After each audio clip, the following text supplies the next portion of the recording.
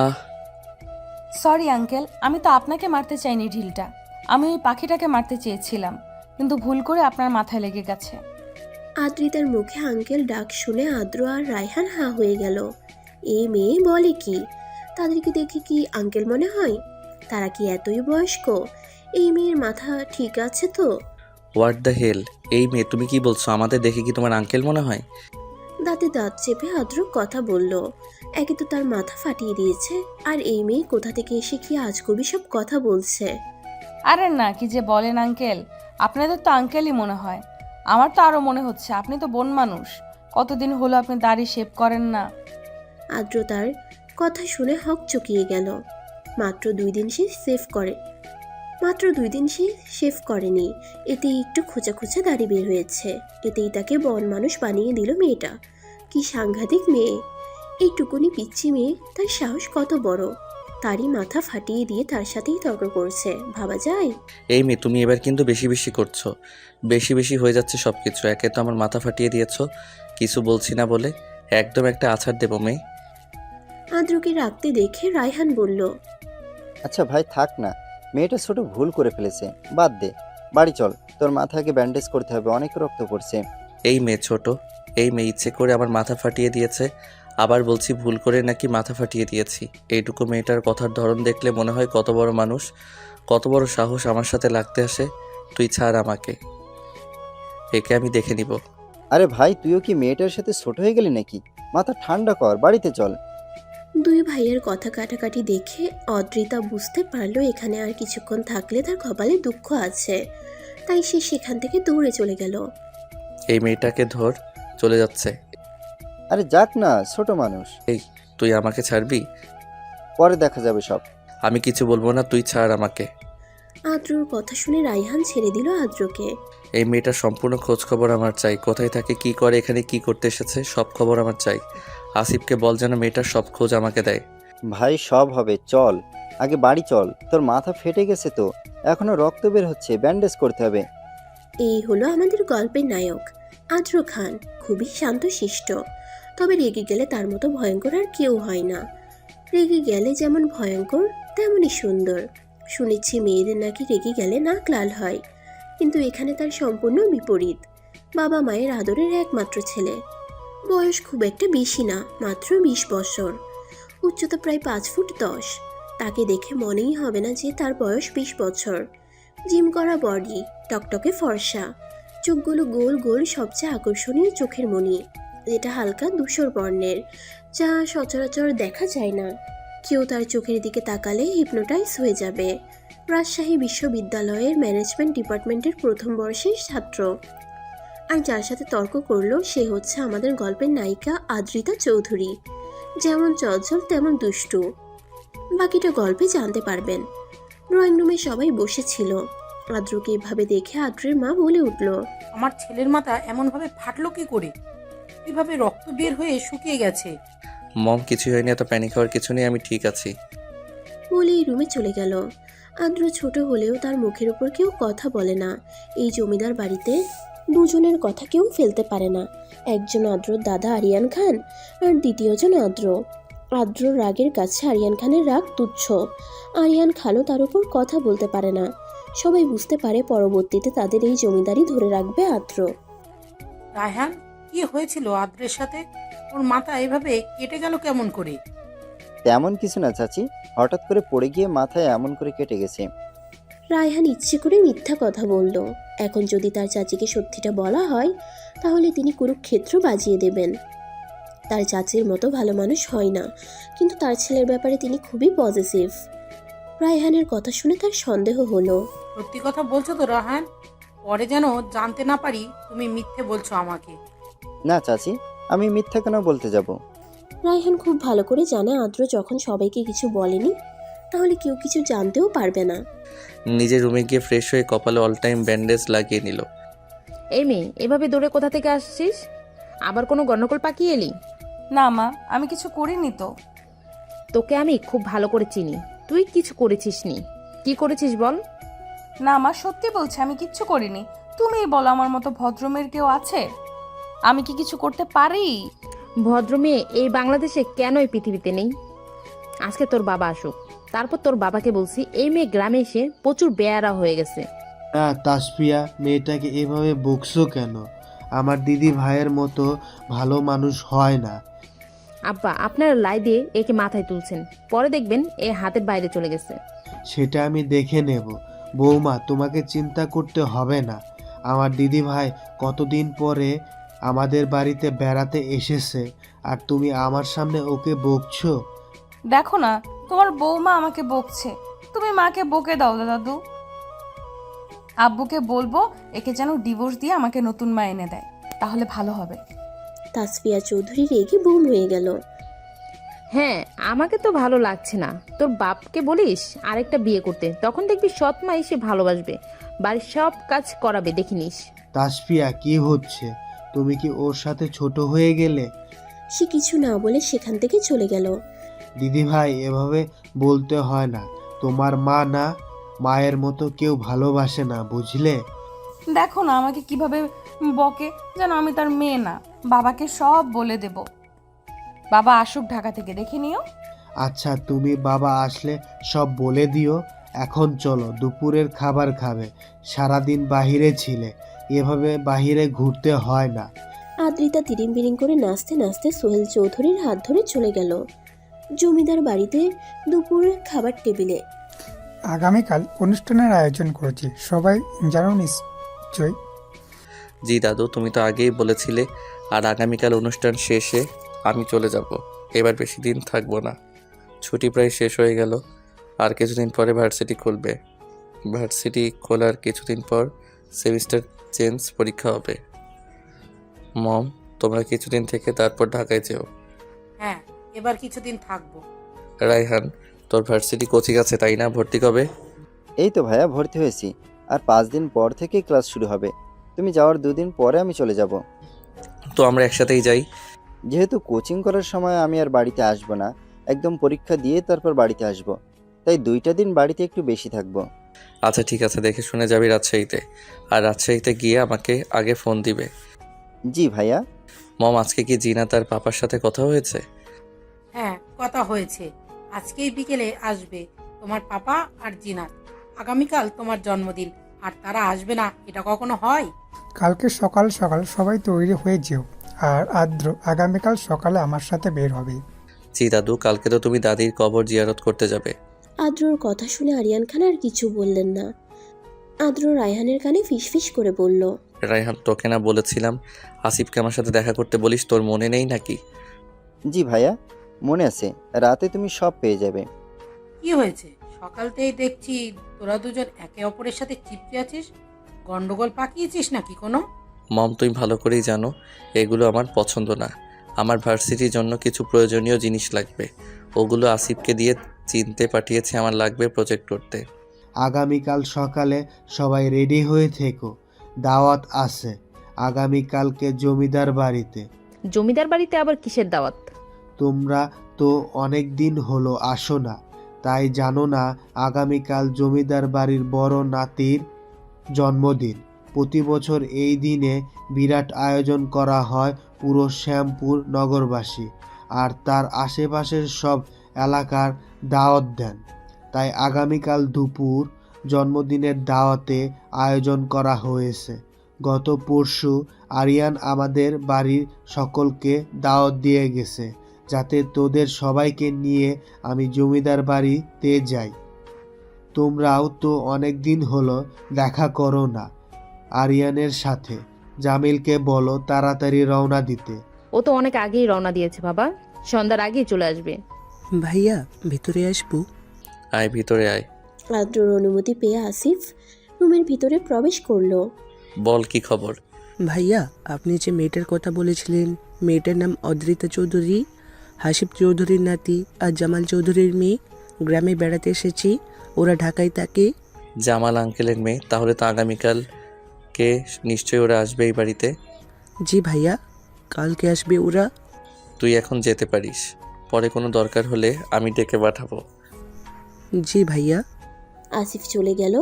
আর আজ আদ্র ভাবতে লাগলো এতটুকু একটা পিচ্ছি মেয়ে তাকে কিভাবে হেনস্তটা করলো। একে তো কাজ দেখে নে, দরকার হলে তার দাদুর সাথেও কথা বলবে। যত রাত গভীর হচ্ছে তত ঘুম যেন হারাম হয়ে যাচ্ছে। বিছানায় শুয়ে শান্তি পাচ্ছে না, শুধু অদ্রিতার কথা মনে পড়ছে। মেয়েটার সাথে দেখা হয়েছে থেকে প্রচুর জ্বালাচ্ছে। এইটুকুনি পিচ্চি মেয়ে তাকে জ্বালায়, ভাবা যায়? সামনে না থেকেও জ্বালায়। এই শাস্তি আরও খারাপ হবে না। আদ্র ঘুম আসছে না দেখে বারান্দায় চলে গেল। আকাশে চাঁদ নেই, হয়তো আজ অমাবস্যা। চারদিকে ঘুটঘুটে অন্ধকার। সে অন্ধকারের দিকে এক ধ্যানে তাকিয়ে আছে, আকাশের দিকে তাকিয়ে আছে আদ্র। কি জানি কি দেখছে, হয়তো উত্তর খুঁজতে ব্যস্ত সে। একটা 12-13 বছরের মেয়ের জন্য সে ঘুমাতে পারছে না। নিজের উপরে রাগ হচ্ছে, সেই সাথে মেয়েটার উপরে রাগ হচ্ছে। কেমন রাগ মিশ্রিত অনুভূতি হচ্ছে, যে অনুভূতির কোনো নাম নেই। নিজেকে কেন নিয়ন্ত্রণ করতে পারছি না।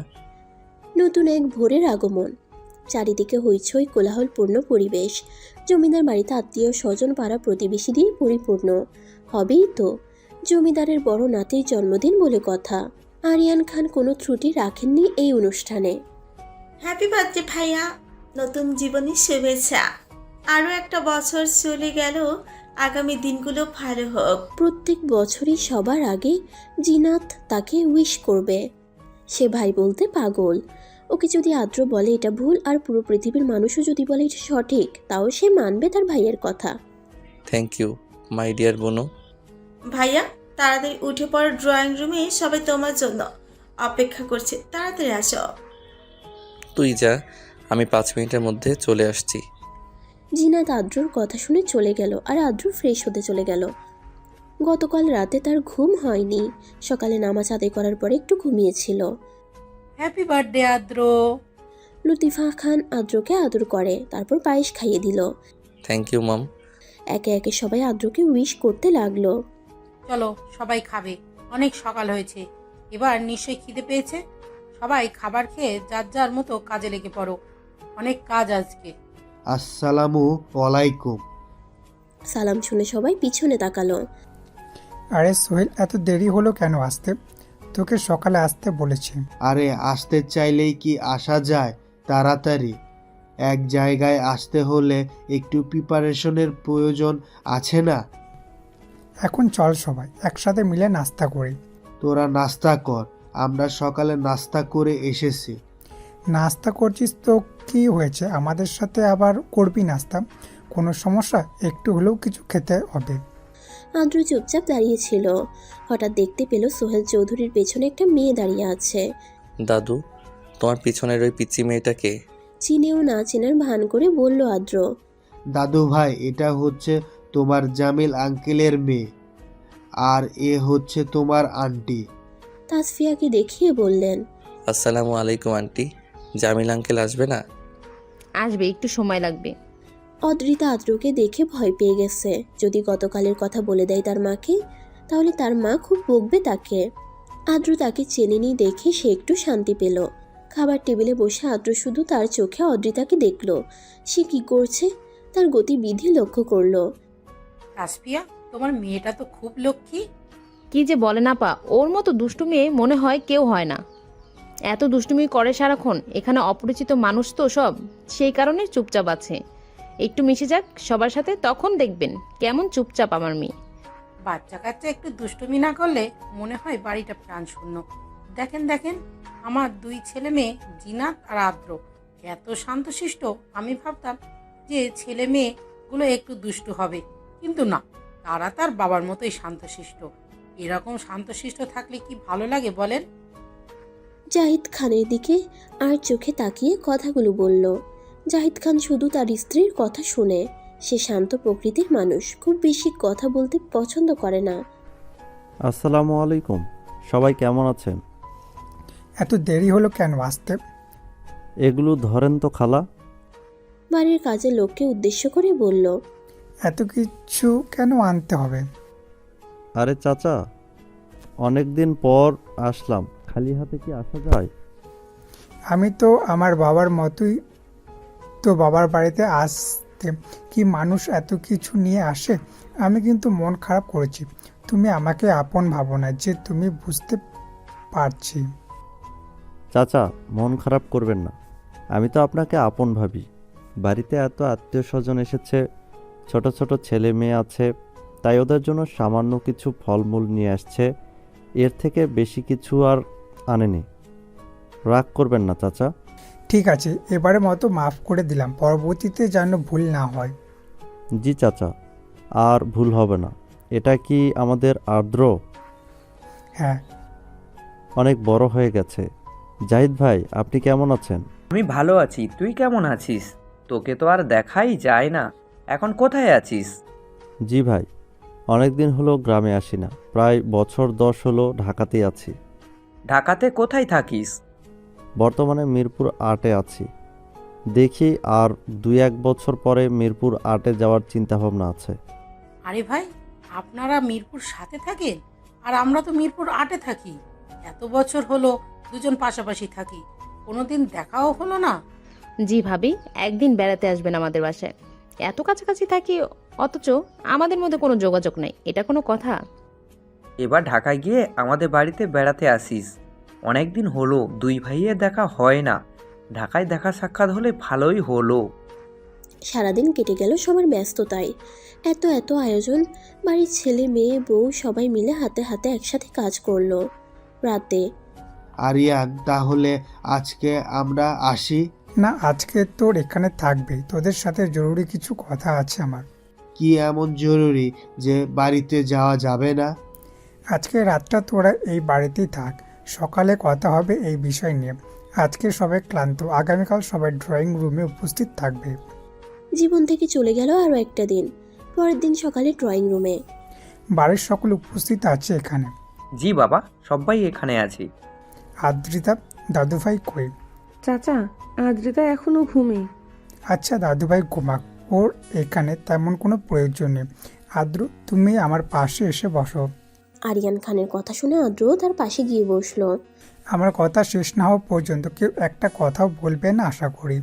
আমার কথা সবাই মানবে। সোহেল হাসিবের সাথে আমার কথা হয়েছিল, যারা ছেলে বা মেয়ে হোক আমাদের দুই পরিবারের সাথে তাদের বিয়ে দেওয়া হবে, কিন্তু আল্লাহ হয়তো চাইতে না যে আমাদের কারো মেয়ে হোক। তোর তো কোনো সন্তানই দিল না আল্লাহ, আর আমার দুই ছেলে, হাসিবের এক ছেলে, তাই আমাদের মনের আশা পূরণ করতে পারলাম না কেউ। এখন আমি আশা পূরণ করতে চাইছি, দুই পরিবারের মধ্যে বন্ধুত্ব সম্পর্কে, আত্মীয়তার সম্পর্কে রূপান্তরিত করতে চাচ্ছি। এটা তো ভালো কথা, কিন্তু কার সাথে? অদ্রিতা আর আদ্র, এই দুজনের আমি বিয়ে দিতে চাইছি। আরিয়ান খানের কথা বলার সাথে সাথে সকলের মাথায় যেন আকাশ ভেঙে পড়ল। তোর মাথা ঠিক আছে আরিয়ান? ভেবে দেখ তুই। আদৌ ছোট ওরা, সংসার জীবনে কিছুই বুঝবে? আমি তো বলিনি যে এখন সংসার করতে হবে। তুই আসলে কি বলতে চাস? তুই জমিদার হয়ে অন্যায় করতে পারবি দুটো বাল্যবিবাহ, যেখানে তুই অন্যায় রোধ করিস? আমি তো বলিনি যে আমি বাল্যবিবাহ দেব ওদের, শুধু ধর্ম মতে বিয়ে হবে আর তারপর যে যা বাড়িতে থাকবে। তোমরা সবাই কি বলো? চাচা, আমি আপনাকে সম্মান করি, কিন্তু এখানে আমার মেয়ের জীবনের প্রশ্ন। আমার মেয়ের মাত্র 13 বছর বয়স, ও এখন এসবের কিছুই বোঝে না। হ্যাঁ বাবা, আদ্র ছোট, ওদের ঘাড়ে এখন বিয়ে নামক বোঝাটা না চাপিয়ে দিলে হয় না। আমার শরীর ভালো যাচ্ছে না, আল্লাহ আমাকে কখন ডেকে নিয়ে নিয়ে যান তার তো কোনো ঠিক নেই, নিঃশ্বাসের কোনো বিশ্বাস নেই। তাই আমি চাই ওদের বিয়েটা দিতে। এই বিয়ের কথা কেউ জানবে না, শুধু আমরা দুই পরিবার বাদে। যখন ওরা পূর্ণবয়স্ক হবে তখন বড় আয়োজন করে ধুমধাম করে এ বাড়িতে আনা হবে। আর রইল বাল্যবিবাহ, শুধু ধর্মের মতে বিয়ে হবে, এখানে তো কোনো সমস্যা নেই। আরিয়ান খানের কথা শুনে জাহিদ খান আর কিছু বলল না। সে বরাবরই তার পিতাকে সম্মান করে। সে জানে তার পিতা কখনো ভুল সিদ্ধান্ত নেবে না। আমি মেনে নেব একটা শর্তে, এই বিয়ে হওয়ার পরে কেউ কারোর সাথে কোনো দেখা হবে না। অদ্রিজা যখন ভার্সিটিতে ভর্তি হবে তখন অনুষ্ঠান করে নিয়ে আসতে পারবেন, তার আগে অদ্রিজা এই বাড়িতে আসবে না। আর্দ্র আর অদ্রিজা কোনোভাবে কেউ কারোর সাথে যোগাযোগ করতে পারবে না। আমি রাজি শর্তে। আশরিফ? জি দাদা। কাজী ডাক, আজকে বিয়ে হবে। জি দাদা, এখনই যাচ্ছি। আদ্র, তোমার কোনো অসুবিধা আছে এই বিয়েতে? আমি জানি তুমি যে সিদ্ধান্ত নিবে ভেবেচিন্তে নিবে। আশা করি এতে আমার ভালো হবে, কোনো খারাপ হবে না। আদ্রর কথা শুনে আরিয়ান খান যেন গর্ববোধ করলো। তাকে বিশ্বাস করে, তার উপর তার আস্থা আছে। এই কথাটুকু যেন তার মনে শান্তি এনে দিল। আর কি চাই তার জীবনে? তাসফিয়া, যাও আদ্রিতাকে নিয়ে আসো। সে কি বলবে, এখানে তার কিছু বলার নেই।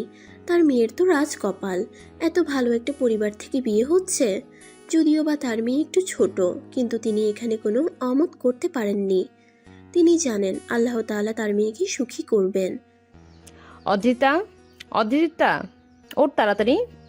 উঠবো না আমি এখন, ভালো লাগছে না, ঘুমাবো। এই মেয়ে, তাড়াতাড়ি উঠবি নাকি আমার হাতে মার খাবি?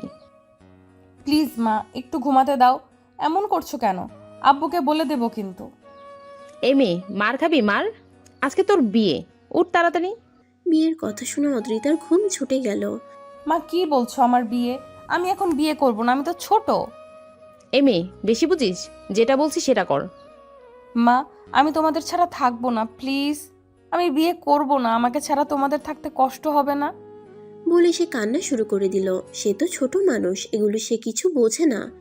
মেয়ের কথা শুনে তাসফিয়া চৌধুরীর কান্না পেল। তার একটা মাত্র আদরের মেয়ে, তাকে এখনই বিয়ে দিয়ে দিতে হচ্ছে। যখন একটা মেয়ের বিয়ে হয়ে যায়, সেই মেয়েটা তো আর নিজের থাকে না, অন্য কারো হয়ে যায়। যতই এখন তাকে উঠিয়ে না নিক, তবুও।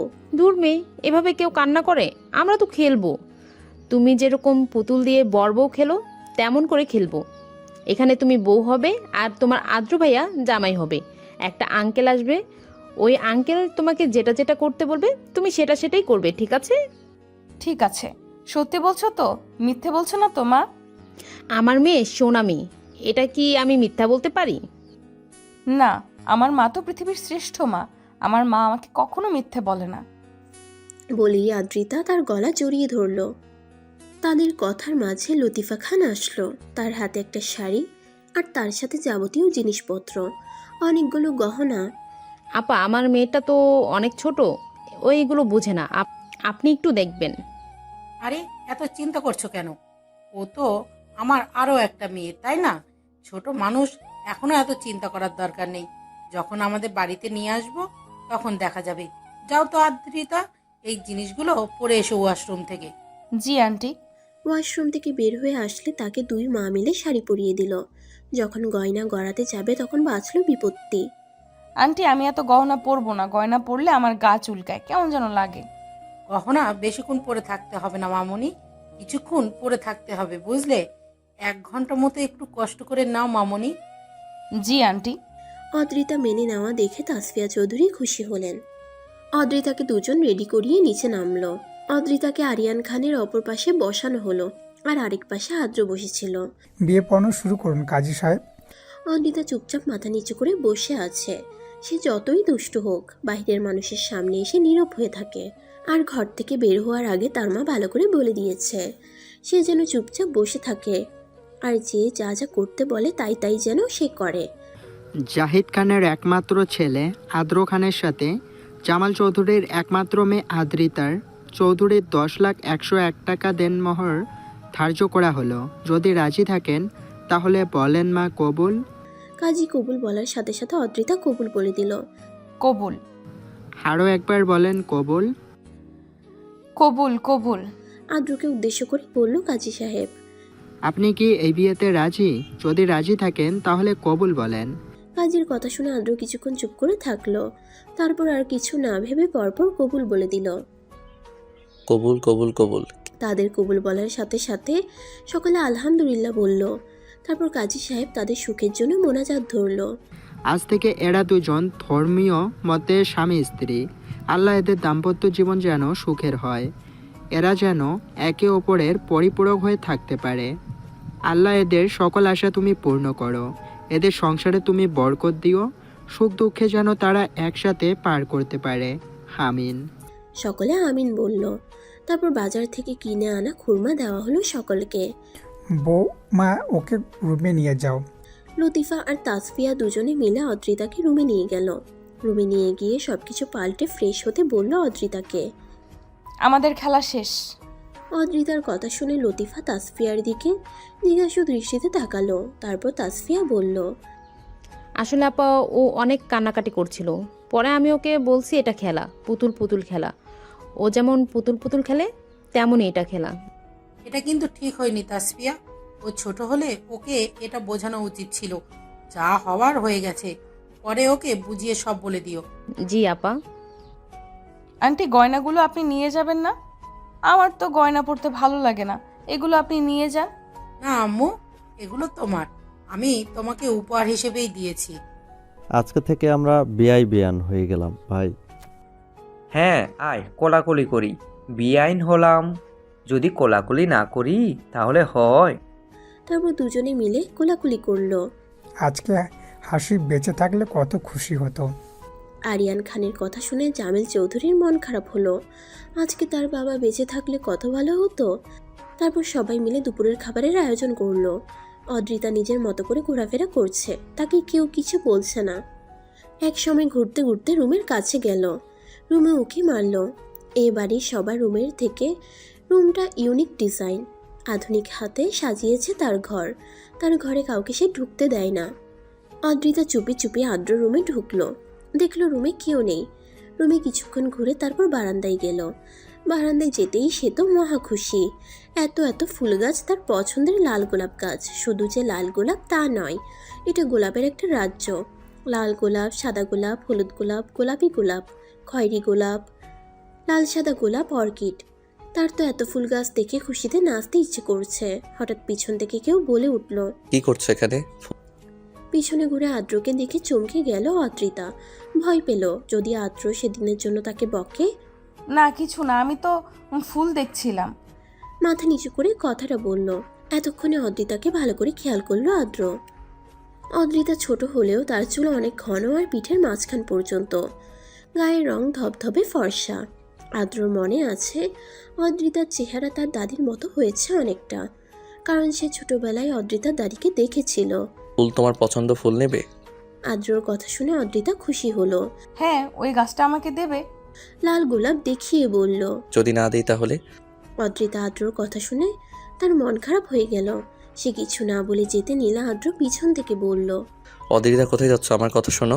তুমিই তো বললে আমাকে নাকি ফুল গাছ দেবে না, তাহলে একটা ফুল গাছ দাও না প্লিজ। সেদিনের জন্য সত্যি আমি সরি।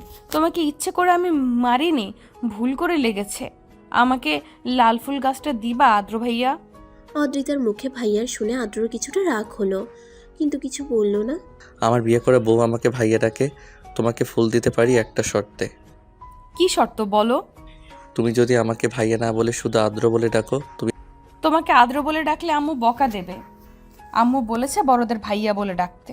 আমাকে আদ্র বলে ডাকলে কেউ বকা দেবে না, সবাই তোমাকে আরো বেশি ভালোবাসবে। যদি বকা দেয় তাহলে? আমি বলেছি তো, বকা দেবে না কেউ, দেখে নিও। তোমার আমার কথা বিশ্বাস হয় না? হয়। এই নাও এই ফুল গাছটা নিয়ে যাও, আর কেউ যদি বলে কে দিয়েছে বলবা আদ্র দিয়েছে, কেউ কিছু বলবে না। ফুল গাছ নিয়ে তো অদ্রিতা সেই খুশি, তার প্রিয় লাল গোলাপ দিয়েছে। আদ্রকে ভয় লাগলেও এখন তার আর ভয় লাগছে না। তুমি অনেক ভালো আদ্র। অদ্রিতার কথা শুনে আদ্র খুশি হলো, তবে কেন হলো তা সে জানে না। তবে তার খুব ভালো লাগছে অদ্রিতার কথা শুনে। তোমার সাথে যদি আর কোনোদিন দেখা না হয় তুমি আমাকে মনে রাখবে? অদ্রিতার কথা শুনে খুশি হলো, তাকে মনে রাখবে অদ্রিতা। আজকে আমি চলে যাব, তোমার সাথে আর দেখা হবে না, হয়তো অনেক দিন পরে দেখা হবে তোমার সাথে। তুমি আমাকে মনে রাখবে, ভুলে যাবে না? সত্যি মনে রাখবে আমাকে? হ্যাঁ মনে রাখবো, আমি যাই। অদ্রিতা চলে গেল। তার যাওয়ার পানে আদ্র কিছুক্ষণ তাকিয়ে রইল, তারপর একটা দীর্ঘশ্বাস ছাড়লো। হয়তো অদ্রিতা মনে রাখবে, হয়তো বা না। অদ্রিতা ফুল গাছটা নিয়ে ড্রয়িং রুমে আসলো। উদ্রিতা, ফুল গাছ কই পেলে তুমি? এটা তো মনে হয় আদ্র ভাই আর ফুল গাছ। হ্যাঁ, এটা আদ্রর ফুল গাছ, আমাকে দিয়েছে আর বলেছে যত্ন করে রাখতে। এটা নাকি সে আবার পরে এসে দেখবে।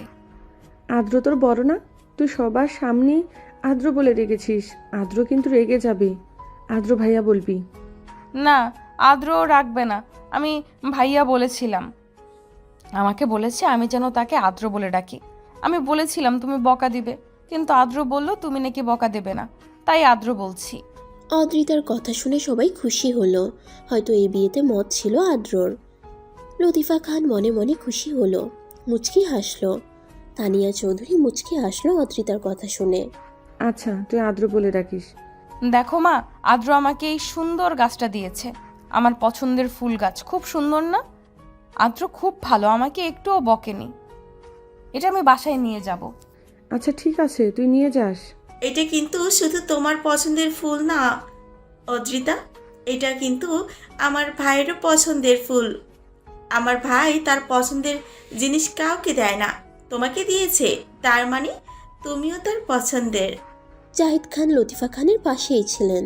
দেখেছো তোমার ছেলে তার বউকে কত ভালোবাসে, নিজের পছন্দের ফুল গাছটাও দিয়ে দিয়েছে। তোমার মনে আছে গতবার তোমার ভাইয়ের মেয়ে এই ফুল গাছটায় হাত দিয়েছিল দেখে কি কাণ্ডটাই না করেছিল, আর আজ দেখো নিজের বউকে ঠিকই দিয়ে দিয়েছে। এটা কিন্তু তোমার ছেলে আর ছেলের বউ হয়, ভেবেচিন্তে কথা বলো, বুঝেছো? আমার ছেলে আর বৌমাকে দেবো না তো কাকে দিব? আজ বুড়ো বলে কেউ ভালোবাসে না। এটা কেমন কথা? ভালো না বাসলে এত বছর সংসার করছি তোমার সাথে, তোমার বাচ্চা পয়দা করলাম, এগুলো কি ভালোবাসা না? যাও, এইগুলো কি বলো তুমি? জাহিদ খানের কথা শুনে লতিফা খান আবাল হয়ে গেল। এই লোক আবার কি ভাঙ ধরছে, নিজেই করলো সব, এখন তাকেই দোষ দিচ্ছে। যাহ বাবা। বিকেলে চলে যাচ্ছি, সাবধানে থেকো, কিন্তু ভালো থেকো। আমাকে বলে যেও না কিন্তু, আমাদের আর দেখা হবে না। আচ্ছা আচ্ছা। সবাই যার যার গন্তব্যে চলে গেল। ভাগ্যে কি আছে, অদ্রিতা কি মনে রাখবে আদ্রকে? তাকে সে তো কথা দিয়েছে অদ্রিতা। কেটে গেছে 8টি বছর। 8 বছরে পাল্টে গেছে অনেক কিছু। অদ্রিতা এখন ভার্সিটিতে পড়ে, আদ্র পিএইচডি করতে দেশের বাইরে চলে গেছে। আর তাদের বাড়ির পাশে অদ্রিতারা ফ্ল্যাট কিনেছে আজ থেকে 3 বছর আগে। তারা এখন সেখানেই থাকে। অদ্রিতা আদ্রদের বাড়িতে মাঝে মাঝে বেড়াতে যায়। দক্ষিণা হাওয়া বসন্তের আগামী বার্তা দিচ্ছে, আর শীতের বিদায়ের। ঝরে যাওয়া গাছের ডালগুলোতে নতুন পাতা গজাচ্ছে। প্রকৃতি সেজেছে নতুন রূপে, গাছে গাছে নতুন ফুলের বাহার। সেই সাথে চারিদিকে মেতে উঠেছে বসন্ত উৎসবে। আজকে অদ্রিতাদের ভার্সিটিতে বসন্ত উৎসব। এখন গান করবে অদ্রিতা চৌধুরী। বান্দরনি, তুই আমার পারফরমেন্সের নাম দিয়েছিস?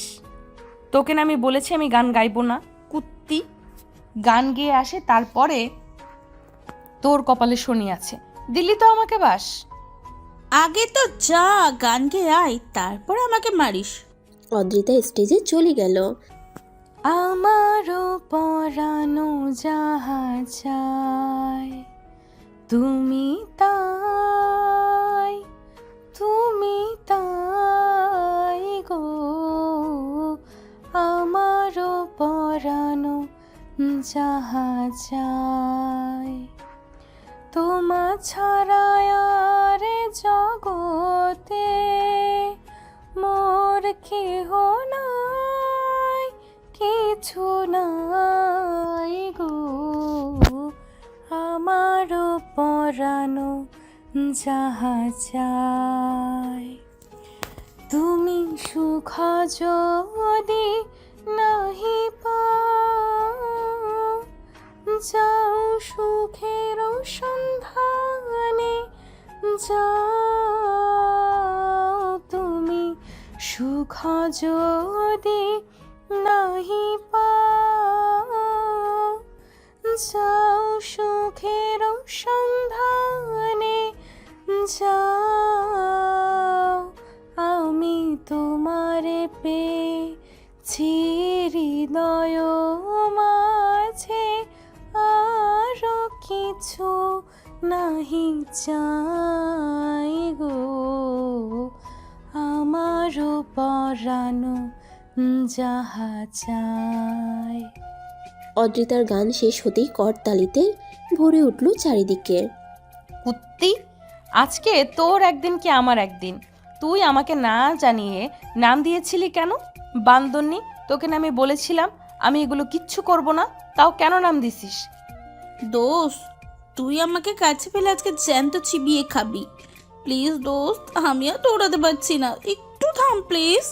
তোকে একবার হাতের কাছে পাই, তোর পিঠের চামড়া তুলে ফেলবো। আজকে তুই আমাকে এত বড় বাস না দিলেও পারতি আজকে। দৌড়াতে দৌড়াতে আদিবাকে একসময় আদি ধরে ফেললো। আর মারিস না দোস্ত, হার মারলে আমি মরেই যাব, তখন তুই আমাকে কোথায় পাবি?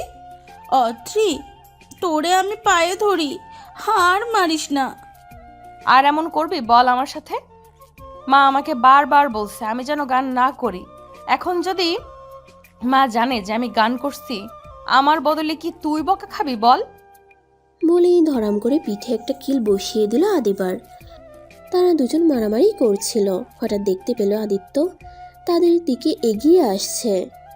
আরে দোস্ত, এটা আদিত্য ভাইয়া না? এদিকে আসছে কেন? প্রপোজ করবে নাকি? দেখিস আমার কথা মিলিয়ে নিস। তোকে প্রপোজ করবে দেখিস? এখন পর্যন্ত আমাকে একটা প্রপোজ পেয়েছি, আমার ফাটা কপাল। তাদের কথার মাঝে আদিত্য এসে দুজনের সামনে দাঁড়ালো। তার হাতে একটা গোলাপ ফুলের বুকে ছিল। বুকেটা আদিবার দিকে এগিয়ে বলল, আদিবা ভাই, এটা তোমার জন্য। আমার জন্য মানে? মানে কালকে তোমার একটু সময় হবে আমাকে দেওয়ার জন্য? তোমার সাথে কিছু কথা ছিল। না তো ভাইয়া, কালকে আমার ওনার সাথে একটু ঘুরতে যাব তো, তাই আর কি। পরশু সময় হবে, তাহলে আগামী পরশু দেখা করি। লজ্জা লজ্জা ভাব করে আদিবা কথাগুলো বলল। তোমার উনি মানে বুঝলাম না ঠিক। আমার উনি মানে আমার ফিয়ন্সে। তোমার বিয়ে ঠিক হয়েছে? জি ভাইয়া, এই তো আর কিছুদিন পরে আমাদের বিয়ে হবে। সবাইকে দাওয়াত দিব, আসবেন কিন্তু। আদিত্য আর কিছু না বলে সেখান থেকে তাড়াতাড়ি চলে গেল। সে চলে যেতে তারা দুই বান্ধবী হাসিতে ফেটে পড়ল। এটা কি হলো? তুই ভাইয়াকে মিথ্যা কথা বললি কেন? আরে ধুর, এর সাথে প্রেম করবে কে? একটা প্লে বয়, তুই জানিস না? না তো, আদিত্য ভাইকে দেখে তো মনে হয় ওনার মতো সহজ সরল আর কেউ নেই। তাহলে তুই তো জানিস না, আমাদের ক্লাসে তোরা আসে না, মেয়েটার সাথে আদিত্যের রিলেশন ছিল, ব্রেকআপ হয়েছে।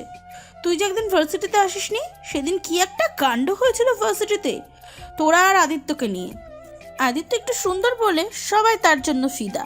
কি জানি এই সাদা মূলায় মেয়েরা কি পায়। আর দেখ কেমন ভাব করে থাকে, মনে হয় যে ভোলা ভোলা। এই জন্যই মেয়েরা বেশি পাগল হয়। দেখিস তোর ভাগ্যে সাদা মুলা পড়বে। সেটা তখন দেখা যাবে। এখন চল বাড়ি যাব, সন্ধ্যা হয়ে যাবে। দেখ না তুই কত প্রপোজ পাস, আর আমি একটাও প্রপোজ পাই না। এই জীবন নিয়ে কি হবে যদি একটা প্রপোজ না পাই? তুমি প্রপোজ পাও না ঠিক, কিন্তু তুমি তো বিয়ে করে নিয়ে বসে আছো। দুলাভাই কবে দেখাবি বল সেটা? আদিবার কথা শুনে অদ্রিতা একটু লজ্জাই পেল। ভার্সিটিতে ওঠার পর আদ্রের সম্পর্কে অদ্রিতা সবকিছু বলে দিয়েছে আদিবাকে, যে সে বিবাহিত। সেদিন অদ্রির কথা শুনে আদিবা অবাক হয়ে গিয়েছিল। তার থেকে বেশি অবাক হয়েছিল তো এটা শুনে, বিয়ে হয়েছে কিন্তু তাদের মধ্যে কোনো যোগাযোগ নয়। কেমনে কি হয় ভাই? আচ্ছা আদৌ আমাকে দুলাভাই তো কোনো সমস্যা নাই? সমস্যা মানে কেমন সমস্যা? না, এই যে তোর সাথে সেই 3 বছর আগে দেখা করে গিয়ে বিদেশে পাড়ি জমিয়েছে, আর তার কোনো খোঁজ খবর নেই না। এত সুন্দর একটা মেয়েকে রেখে কেউ কি বিদেশে এইভাবে থাকতে পারে? আমার তো মনে হয় দুলাভাইয়ের কোনো প্রবলেম আছে। আদিবার কথা শুনে অদ্রিতা তার মাথায় একটা থাপ্পড় মারলো। বেশি পেকে গেছিস তাই না? তোর বিয়ে দিতে হবে, দাঁড়া আন্টিকে বলি তোর জন্য ছেলে দেখতে। তুই বিয়ে কর, তোর যদি কোনো দেবর থাকে তার গলায় আমি ঝুলে পড়বো, তারপর তো যেন একসাথে থাকবো, ভালো হবে না? আমার তো দেবর আছেই রায়হান ভাই, তুই কি 2 চোখে দেখতে পারিস না? ওই হাদারামকে বিয়ে করবে কে? হাদারাম তো ঠিক মতন কথাই বলতে পারে না, আবার তার সাথে প্রেম বিয়ে? বাচ্চা পয়দা করতে পারবে নাকি তাই সন্দেহ। বলেই চোখ টিপ মারলো আদিবা। দুজনে কথা বলতে বলতে গেটের কাছে আসতেই অদ্রিতার পা হঠাৎ থমকে গেল। সে দাঁড়িয়ে থেকেও বুঝতে পারলো তার শরীর অস্বাভাবিক রকম কাঁপছে। কি রে, এভাবে দাঁড়িয়ে গেলে কেন? চল তাড়াতাড়ি বাসায় যেতে হবে, দেরি হলে তোর মা আমার মা দুজনেই বকবে। কি রে, আমার কথা শুনতে পাচ্ছিস না? একটু বিরক্ত নিয়ে কথাগুলো বলল। আদিবা তার কথা শুনছে না দেখে একটু ঝোরে ধাক্কা দিল অদ্রিতাকে। কিছু বললি? এতক্ষণ যে আমি এত কথা বকবক করলাম, তুই কি শুনিস না আমার কথা? আদিবা হঠাৎ খেয়াল করলো তাদের সামনে একটা ছেলে এসে দাঁড়িয়েছে। হাই শালিকা, কেমন আছো? আদিবা আদ্রকে ছবিতে দেখেছে। একজনকে ছবিতে দেখলে সহজে চেনা যায় না। লে ভাই, আপনি কে যে আমাকে শালিকা শালিকা করছেন? আমি কি আপনাকে চিনি নাকি? আপনি আমার বোনের জামাই না বান্ধবীর জামাই? আমার তো বোনই নেই, একটা মাত্র বান্ধবী আছে, ওর তো অনেক আগেই বিয়ে হয়ে গেছে। আদিবা আর কিছু কথা বলতে যাবে তার আগে অদ্রিতা তার কথা শুনে তার হাত চেপে ধরলো। আমি তোমার বোনের জামাই না, তোমার সামনে দাঁড়িয়ে থাকা তোমার বেস্ট ফ্রেন্ডের হাজবেন্ড। আদ্রর কথা শুনে আদিবা বিষম খেলো। হারিয়ে যাওয়া দুলাভাই নাকি আপনি? আরে দুলাভাই, আপনি আসলে, আমি তো আপনাকে চিনতেই পারিনি। আপনি আমাকে চিনলেন কেমন করে? আপনাকে আমি অদ্রিতার মোবাইলে দেখেছিলাম, তো যার কারণে আপনাকে চিনতে পারিনি। ওহো, ভুলেই তো গেছে, আপনি আমাকে চেনেন মিয়া। আপনার বউকে দেখে আমাকে চিনতে পেরেছেন, তাই না? মোটেই না, আমি আগে থেকেই তোমাকে চিনি। কিভাবে? সেটা অন্য কোনো দিন বলবো অদ্রিতা। তার মুখে নিজের নাম শুনে শরীরে কাঁটা দিয়ে উঠল। আদ্রর সাথে তার দেখা হয়েছিল সে যখন ক্লাস 9-এ পড়ে, তখন হয়তো দেখা হতো না, কিন্তু আদ্র দেশের বাইরে চলে যাবে তাই তাকে জোর করে তার মা আন্টির সাথে এয়ারপোর্টে পাঠিয়েছিল। সেদিন প্রথম আদ্র সবার সামনে অদ্রিতাকে জড়িয়ে ধরেছিল। সেই জড়িয়ে ধরার দৃশ্য অদ্রিতা এখনো ভুলতে পারে না। অদ্রিতা মাথা নিচু করে বলল, জি। চলো কোথায় যাব? বাসায় যাব। কোন বাসায়? তোমাদের বাসায়। কেন, আমাদের বাসায় যেতে চাইছো নাকি? অদ্রিতা নিজের বোকা বোকা প্রশ্নই নিজেই অবাক হলো। সেই সাথে আদ্রর কথাই একটু লজ্জা পেল। না, সেটা বলতে চাইনি আমি। তাহলে কি বলতে চেয়েছিলে? শালিকা, তুমি আমাদের সাথে চলো। না ভাইয়া, আমি কাবামে হাড্ডি হতে চাইছি না। আপনারা দুজনা যান, আমি একাই যেতে পারবো। তুই চল আমাদের সাথে, কোনো সমস্যা হবে না। চলো, কোনো সমস্যা নেই। এতদিন পরে আপনাদের দুজনের দেখা, একটু আলাদা টাইম স্পেন্ড করবেন না? আমি সেখানে কাবামে হাড্ডি হয়ে কিভাবে যাব? আপনারা যান, আমি একাই চলে যেতে পারবো। তোমাকে একা ছেড়ে দিই কিভাবে বলো? দাঁড়াও 1 মিনিট। আদ্র একটা রিক্সা ঠিক করে দিয়ে আদিবাকে রিক্সায় উঠিয়ে দিল। মামা, আমার শালিকাকে দেখে শুনে নিয়ে যাবেন। আমার শালিকের কিছু হলে কিন্তু আমার ভাই বিপত্নী হয়ে যাবে। আদ্রের কথায় কিছুই বুঝলো না আদিবা। রিক্সা চলতে শুরু করলো। রিক্সা চলে যেতেই আদ্র গিয়ে আদ্রিতার হাত ধরলো। তার হাত ধরতেই তার শরীরে বিদ্যুৎ খেলে গেল। আদ্র তাকে গাড়িতে বসিয়ে দিয়ে নিজে গিয়ে ড্রাইভিং সিটে বসলো। শালি কিন্তু আমার সেই ভালো, আমাদের জন্য অনেক ভাবে। আমাদের একা থাকতে দিয়ে চলে গেল। চলো কোথাও ঘুরে আসি। সন্ধ্যা হয়ে যাচ্ছে, মা বকা দেবে রাত করে বাসায় ফিরলে। আন্টি জানে তার মেয়ে তার জামাইয়ের সাথে আছে, কিছুই বলবে না। আদ্রর কথা শুনে অদ্রিতা আর কিছু বলল না। একটা রেস্টুরেন্টের সামনে গাড়ি থামালো। এখানে আমরা কি করব? আমি জানি তুমি কিছু খাওনি, আগে আমরা খাওয়া দাওয়া করবো, তারপরে ঘুরতে যাব। রেস্টুরেন্টের ভিতরে গিয়ে তারা এক কোণায় বসলো, যাতে সহজে কেউ খেয়াল না করে। স্যার, আপনাদের অর্ডারটা? 2 প্লেট কাচ্চি বিরিয়ানি, চিকেন সালাদ, শিক কাবাব, নান, গ্রিল চিকেন, থাই স্যুপ আর 2টা আইসক্রিম। অদ্রিতা এত খাবার অর্ডার দেওয়া দেখে হা হয়ে গেল। কিছুক্ষণ পর ওয়েটার এসে সব খাবার দিয়ে গেল। আমরা দুজন মানুষ, এত খাবার অর্ডার দিলেন কেন? এত খাবার কে খাবে? কাচ্চি আর আইসক্রিম তোমার জন্য, বাকি সব আমি খাবো। আদ্রর কথা শুনে অদ্রিতা টাস্কি খেলো। মনে মনে বলল, এই লোক এত খাবার খেয়ে এত ফিট কিভাবে? এত চিন্তা ভাবনা বাদ দিয়ে খাবার খাওয়া শুরু করো। তোমার জামাইয়ের থেকে আরও বেশি খেতে পারে। আর তোমার বর এমনি এত ফিট না, প্রতিদিন জিম করে। অদ্রিতা যেন আরো বড় টাস্কি খেলো। এর সামনে কিছু ভাবাও যাবে না। এ তো দেখি মনের কথাও জেনে যায়। কেমনে কি ভাই? অত ভেবে কাজ নাই, খাওয়া স্টার্ট দাও। আর জামাইকে কখনো কেউ ভাই বলে না। জামাইকে জান, কলিজা, বাবু, আত্মার সোনা এগুলো বলতে হয়। অদ্রিতার মনে হয় এখন অজ্ঞান হয়ে যাবে। সে আর কিছু না ভেবে খাওয়া শুরু করলো। অদ্রিতা কাচ্চি খেতে খেতে আদ্রর প্রায় সব খাওয়া শেষ। অদ্রিতা খাচ্ছে কম, আদ্রকে দেখছে বেশি। তুমি খাবে নাকি আমি খাইয়ে দেবো? আদ্রর কথা শুনে একটু লজ্জাই পেল। আমি খেতে পারবো। খাওয়া শেষে বিল দিয়ে দুজন গাড়িতে গিয়ে বসলো। বাতাসে অদ্রিতার চুল অদ্রিতাকে তো চালাচ্ছে, সেই সাথে আদ্রর মুখের উপরে চুলগুলো বাড়ি খাচ্ছে। তাই সে চুলগুলো খোপা করতে নিলে আদ্র বলল, চুল বেঁধো না। আপনার তো গাড়ি চালাতে সমস্যা হচ্ছে। আমি কি একবারও বলেছি আমার সমস্যা হচ্ছে? এত বেশি ভাবা ঠিক না। আজকাল মানুষের ভালো করতে নেই। কোন জায়গাটা তো খুব সুন্দর। পছন্দ হয়েছে। এটা আমার খুব একটা প্রিয় জায়গা।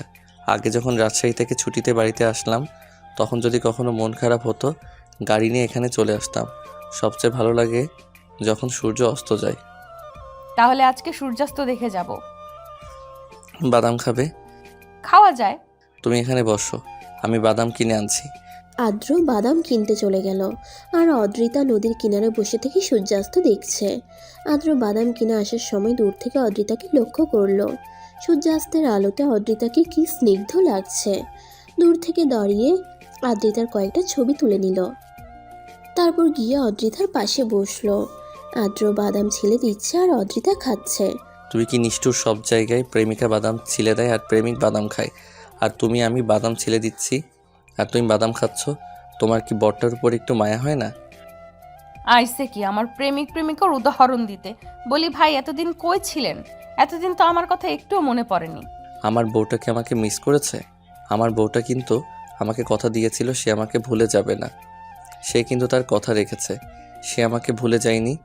আমি আমার বউটাকে কিন্তু খুব ভালোবাসি। একদম বউ বউ করবেন না। এখন ভালোবাসা দেখাতে এসেছে?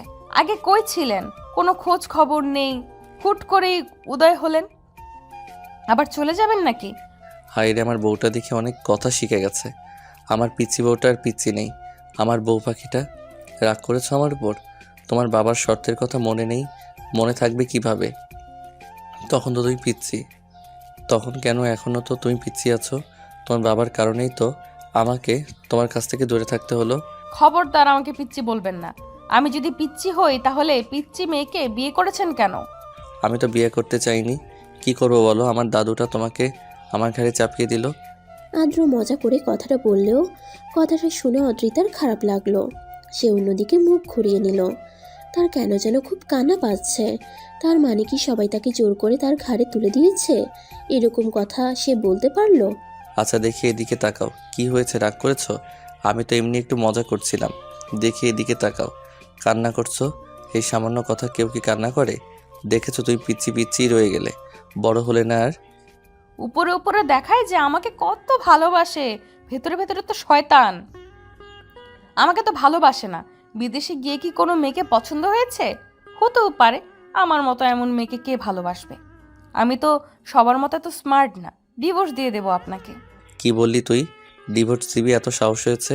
কিছু বলি না দেখে বার বেড়ে গেছিস তাই না? সামান্য মজাও বুঝিস না তুই? সামান্য একটা কথা নিয়ে এত বড় কথা বললি তুই আমাকে। তুই যদি ডিভোর্স চাস তাহলে আমার মরা মুখ দেখতে হবে। তার আগে তুই ডিভোর্স পাবি না, মনে রাখিস। তার গালে জোরে চেপে ধরে কথাগুলো বলল। গাল ছেড়ে দিয়ে জোরে জোরে নিঃশ্বাস নিল। আসলে ভুলটা তারই। সে এমন না করলেও পারত। সে শান্ত প্রকৃতির মানুষ হলে অদ্রিতার প্রতি একটু বেশি পজিটিভ, যার কারণে এই সামান্য কথায় বেশি বেশি রিয়্যাক্ট করে ফেলে। আদ্র অদ্রিতাকে টেনে বুকের মধ্যে জড়িয়ে নিল। অদ্রিতা জড়িয়ে ধরায় একটু এবার বেশি কান্না করতে লাগলো। তুমি কেন সরি বলছো? সরি তো আমার বলা উচিত। প্লিজ এভাবে কান্না করো না, আমার ভুল হয়েছে। আর এমন করবো না, প্রমিস করছি। কান্না থামাও। আদ্রর কথা শুনে ধীরে ধীরে অদ্রিতার কান্নার বেগ কমে আসলো। অদ্রিতাকে মাথায় হাত বুলিয়ে দিল আদ্র। ওভাবেই দুজন দুজনকে জড়িয়ে সূর্যাস্ত দেখতে লাগলো। ধীরে ধীরে সূর্য অস্ত যাচ্ছে। এ এক সুন্দরতম দৃশ্য। এক প্রেমিক যুগল এই সুন্দরতম দৃশ্য একে অপরকে জড়িয়ে ধরে দেখছে। এটা যেন একটু বেশিই সুন্দর। সূর্য অস্ত যাচ্ছে, সেই সাথে শেষ হয়ে গেল আমাদের জীবন থেকে আরও একটা দিন, যেদিন আমরা আর কখনো ফিরে পাবো না। সূর্য অস্তের সাথে সাথে অনেকেই জীবনেরও সূর্যাস্ত হয়। সেই সূর্যাস্তের তারা কেউ আগামী দিনের নতুন ভোরের সূর্যটা দেখতে পায় না। আবার কেউ চলে যায় পৃথিবীর গভীর মায়া ছেড়ে। শুরু হয় কারো নব্য জীবনের সূচনা। অদ্রিতা, আর কতক্ষণ এভাবে বসে থাকবো? রাত্রি নেমে আসলো তো প্রায়। আজকের কথায় অদ্রিতা সম্বিত ফিরে পেল। সে এতক্ষণ তার বুকের মধ্যে ছিল। ছি, এমনটা সে কেমনে করতে পারলো? ভাবতেই তার লজ্জা লাগছে। সে তাড়াতাড়ি করে আদ্রকে রেখে চলে যেতে লাগলো। এখন গাড়ির সামনে কেন দাঁড়িয়ে আছো? আমাকে তো রেখেই চলে আসলে। দাঁড়িয়ে থাকবো না? আপনি তো গাড়ির লক করে রেখেছেন, গাড়িতে বসবো কেমনে? ধরণীতে রাত নেমেছে। অদ্রিতা গাড়ি চালিয়ে ঘুরে বাহিরের প্রকৃতি দেখতে ব্যস্ত। গাড়ি জানালা বন্ধ করে দাও, বাইরে থেকে ঠান্ডা হাওয়া আসছে, ঠান্ডা লেগে যাবে। কিছুই হবে না, এমনিই থাক, আমার ভালো লাগছে। অদ্রিতার বাড়ির সামনে গাড়ি থামালো। অদ্রিতা গাড়ি থেকে নামতে যাবে, ঠিক সেই মুহূর্তে আদ্র হাত ধরে টান দিতেই তার কোলে গিয়ে পড়ল। এভাবে চলে যাচ্ছে আমাকে বাইনা দিয়ে। আদ্রর কথার মানে অদ্রিতা বুঝলো না, তাই আদ্রর দিকে ড্যাব ড্যাব করে তাকিয়ে রইল। আচ্ছা তোমাকে বাই দিতে হবে না, আমি তোমাকে বাই দিয়ে দিচ্ছি। বলেই অদ্রিতার ঠোঁটে টুক করে চুমু দিল। আদ্র চুমু দিতেই তার পুরো শরীর যেন বরফের মতো শীতল হয়ে গেল। তার দেওয়া প্রথম ভালোবাসার স্পর্শ। রাগ করে তখন বউটাকে ব্যথা দিয়েছিলাম, এখন আদর করে দিলাম। যাও এখন। অদ্রিতা আদ্রর থেকে ছাড়া পেয়ে তাড়াতাড়ি গাড়ি থেকে নেমে পড়ল। আল্লাহই জানে গাড়ির ভেতর থাকলে আদ্র আর কি করবে। অদ্রিতা বাড়ির ভিতরে চলে যেতেই আদ্র তার গাড়ি নিয়ে নিজেদের বাড়িতে চলে গেল। যা রুমে গিয়ে ফ্রেশ হ, আমি খাবার দিচ্ছি। কিছু খাবো না মা, বাইরে থেকে খেয়ে আসছি। এখন আর কিছু খেতে ইচ্ছে করছে না। উনি যে আসবে আমাকে তো বলনি, উনি কবে আসছে? অদ্রিতার কথা শুনে তাসফিয়া চৌধুরী মুচকি মুচকি হাসল। তোর উনি আজকে এসেছে, এসে তোকে আনতে ভার্সিটিতে চলে গেল। ছেলেটা একটু রেস্ট নেয়নি। তার মায়ের কথা শুনে একটু খারাপ লাগলো যে আদ্র এসেই তাকে ভার্সিটি থেকে আনতে গেছে। এত দূর জার্নি করে নিশ্চয়ই খুব ক্লান্ত ছিল। তার মন খারাপ হলো, আবার সেই সাথে ভালো লাগছে যে মানুষটা তার জন্য এত ভাবে। জিনাত বাড়িতে এসেছে, তোকেও বাড়িতে যেতে বলছে। আগামীকাল সকালে তোর সাথে দেখা করবে। কালকে না গেলে হয় না মা, যেতেই হবে। অদ্রিতার কথা শুনে তাসফিয়া চৌধুরী বুঝলেন তার মেয়ে লজ্জা লাগছে। কালকে যেতে হবে। ওই বাড়িতে লতিফা ভাবিও আর বলছে তোকে যেতে কি জানি দরকার আছে। তোমরা যাবে না? তুই তো একাই যাস প্রতিদিন, তাহলে আজকে কেন এমন করছিস? কালকে গেলে কি হবে? আমরা যাব যখন সময় হবে তখন। আরে ভাবি, তোমার আসতে এত দেরি হলো কেন? আমি তোমাকে সেই সকালে আসতে বলেছিলাম। একটু লেট হয়ে গেল আপু। মম, দেখে যাও, আজকে তোমার বৌমার শাড়ি পরে এসেছে, ভাবা যায়? অদ্রিতার কথা শুনে তাসফিয়া চৌধুরী বুঝলেন তার মেয়ের লজ্জা লাগছে। জিনাতের কথা শুনে অদ্রিতা ভীষণ লজ্জায় পড়ে গেল। সে এমনিতে আসতে চায়নি, তার উপর শাড়ি পরে তার মা জোর করে পরিয়ে দিল। এখন সবাই তাকে লজ্জাতে ফেলছে। মাশাল্লাহ মাশাল্লাহ, আমার মেয়েটাকে খুব সুন্দর লাগছে। আজকে তো আমার ভাই পাগল হয়ে যাবে। আমার ভাই এমনিতেই তোমার প্রতি পাগল। তুমি বলতে পারো গতকাল এতটা পথ এসে সে তোমাকে দেখতে তোমার ভার্সিটি পর্যন্ত চলে গেল, ভাবা যায়? অদ্রিতা যেন লজ্জাই পেল। হঠাৎ জিনাতের ফোনে কেউ ফোন করে সে উঠে চলে যায়। এর মধ্যে আদ্র রুম থেকে বলে উঠে, মাম তোমাকে না কখন বলেছি আমাকে একটা ব্ল্যাক কফি দাও, আর কত সময় লাগবে? দাঁড়া, দিচ্ছি, 5 মিনিট সময় লাগবে। আর তাড়াতাড়ি করো। যা তোমা, ব্ল্যাক কপি করে দিয়াই তো তোর বরকে, আমার কাজ আছে। অদ্রিতাকে কিছু বলার সুযোগ না দিয়ে তিনি চলে গেলেন। অদ্রিতা রান্নাঘরে গিয়ে পানি গরম দিয়ে এদিক ওদিক সব কিছু করতে লাগলো। এই বাড়িতে তার প্রায়ই আসা। লতিকা খান তাকে কখনো রান্নাঘরে ঢুকতে দেয়নি, তাই সে কোথায় কী আছে সেসব সম্পর্কে অবগত নয়। কফি দিতে দেরি হচ্ছে দেখে আদ্র নিচে চলে আসে। এসে দেখলো নিচে কেউ নেই, তাই রান্নাঘরে চলে গেল। রান্নাঘরে গিয়ে আদ্র পুরো স্ট্যাচু হয়ে গেল। একজন শাড়ি পরিহিতা রমণী তার উল্টো দিকে দাঁড়িয়ে কিছু একটা করছে। তাকে দেখিয়ে আদ্র চিনে ফেললো এটা অদ্রিতা। আঁচলটা কোমরে গুজে দিয়েছে, যার কারণে কোমল কোমর দৃশ্যমান। চুলগুলো হাত খোপা করা, দেখতে পাক্কা গিন্নিদের মতো মনে হচ্ছে। আদ্র ধীরে ধীরে অদ্রিতার কোমরে তার শীতল হাত রাখলো। হাত রাখতেই অদ্রিতা পিছনে ঘুরে ঠাস করে লাগিয়ে দিল, কিন্তু তার হাতের ছড় খেয়ে আদ্র স্তব্ধ হয়ে গেল। অদ্রিতাও চড় দিয়ে বোকা হয়ে গেল। সে তো ভেবেছিল অন্য কেউ তার সাথে অসভ্যতামি করছিল। আদ্র আসলে আমি বুঝতে। অদ্রিতাকে কিছু বলতে না দিয়ে আদ্র সেখান থেকে হন হন করে চলে গেল। তার খুব খারাপ লাগছে। তাড়াতাড়ি কফি নিয়ে এসে আদ্র রুমে গেল। আসবো। অদ্রিতার কথাই ভিতর থেকে কোনো জবাব পেল না, তাই অদ্রিতা দরজা খুলে রুমের ভিতরে প্রবেশ করলো। রুমের ভিতর কেউ নেই। হঠাৎ বারান্দায় একটা ছায়া দেখতে পেল। সে বুঝে গেল বারান্দায় আদ্র দাঁড়িয়ে আছে, তাই সে ধীর পায়ে বারান্দা থেকে এগিয়ে গেল। আপনার কফি। ওখানে রেখে দাও। অদ্রিতা কফির কাপটা দেওয়ালের উপর রেখে দিল। আসলে আমি বুঝতে পারিনি যে ওটা আপনি ছিলেন। আমি ইচ্ছে করে আপনাকে মারিনি, ভেবেছিলাম অন্য কেউ আমার সাথে। এইটুকু বলেই অদ্রিতা কান্না করে দিল। আদ্র তার কান্নার আওয়াজ শুনে এত তাড়াতাড়ি পিছন দিকে ঘুরে তাকালো। অদ্রিতাকে টেনে বুকের মাঝে জড়িয়ে নিল, মাথায় হাত বুলিয়ে দিয়ে বলল, হুশ, কিছু হয়নি, কান্না করছো কেন? আমি ইচ্ছে করে আপনাকে ব্যথা দেইনি, আমার ভুল হয়েছে। আর এমন হবে না, প্লিজ রাগ করবেন না, এবারে অন্তত মাফ করে দিন। কে বলেছে আমি রাগ করেছি? আমি একটু রাগ করিনি। আমি তো এটা ভেবে খুশি হয়েছি আমার বউটা তার সম্পদ হেফাজতে রেখেছে আমার জন্য। আপনি সত্যিই রেগে নেই তো? আমি মরতে করতে চাইনি। চটটা কিন্তু সেই জোরে ছিল। আমি ভীষণ রকমের রেগে আছি। রাগ করবো না, যদি একটা কিসি দাও। আজ তার কথার মানে বুঝতে পেরে সে ভীষণ লজ্জা পেল। যাও, আমি রেগে আছি, একটা কিসি না দিলে আমার রাগ ভাঙবে না। আদ্রর কথা শুনে অদ্রিতা তার বাহু থেকে নিজেকে ছাড়িয়ে নিল। তারপর আদ্রকে বলল, আপনি চোখ বোঝেন? কেন? আমি আপনাকে চোখ বন্ধ করতে বলেছি, বন্ধ করবেন, এত বেশি কথা বলেন কেন? অদ্রিতার কথা শুনে আদ্র চোখ বন্ধ করে নিল। চোখ বন্ধ করতেই অদ্রিতা যে গালে আদ্রকে থাপ্পড় মেরেছিল সেই গালে টুপ করে চুমু খেয়ে দৌড়ে চলে গেল। আদ্র ভীষণ শকড হলো। সে ভাবতেই পারেনি যে সত্যি সত্যি চুমু দেবে তাকে অদ্রিতা। বাবা, আমি কিছুদিনের মধ্যে অফিসে জয়েন করতে চাইছি। তুমি আর কতদিন সব দিক সামলাবে? সব ঝামেলা শেষ হোক, তারপর না হয় তুমি অফিসে জয়েন করো। কিসের ঝামেলা ড্যাড? রুদ্রের পরিবার জিনাতকে তুলে নিয়ে যেতে চাইছে। জিনাদের ফাইনাল ইয়ার পরীক্ষা তো শেষ হয়ে গেল, কিন্তু আমি চাইছি তোমার আর আদ্রিতার বিয়েটা আগে হোক। অনেক তো হলো, এখন সংসারটা শুরু করো। দুজনেই বয়স হয়েছে, সংসার করা এটাই উত্তম সময়। তুমি যদি বলো তাহলে আমরা আগামী শুক্রবার আদ্রিতাদের বাড়ি গিয়ে সব কিছু ঠিকঠাক করে আসবো। তোমাদের যা ঠিক মনে হয় করো। তাহলে আগামী শুক্রবারে আমরা আদ্রিতাদের বাড়িতে যাচ্ছি, এটাই ফাইনাল। ওকে মম, আমি একটু বাইরে যাচ্ছি। এখন কোথায় যাবি? কালকে রাতে রায়হানের সাথে কথা হয়েছিল, ওর আজকে আসার কথা। মেবি রওনা দিয়েছে। এখন একটু ঘুরবো, তারপরে রায়হান যখন এসে পৌঁছাবে তখন ওকে নিয়ে একদম বাড়িতে চলে আসবো। আচ্ছা ঠিক আছে, দেখে শুনে যেও, সাবধানে চালাবে। ওকে মম, বাই। আদিবা, শুক্রবারে আমি যেন তোকে আমাদের বাড়িতে পাই। তুই এমনভাবে বলছিস মনে হয় তোর বাড়ি আর আমার বাড়ি কত দূরে। এই বান্ধবী ফোন দিচ্ছিস কেন? আমাদের ফ্ল্যাটে আসতে পারলি না?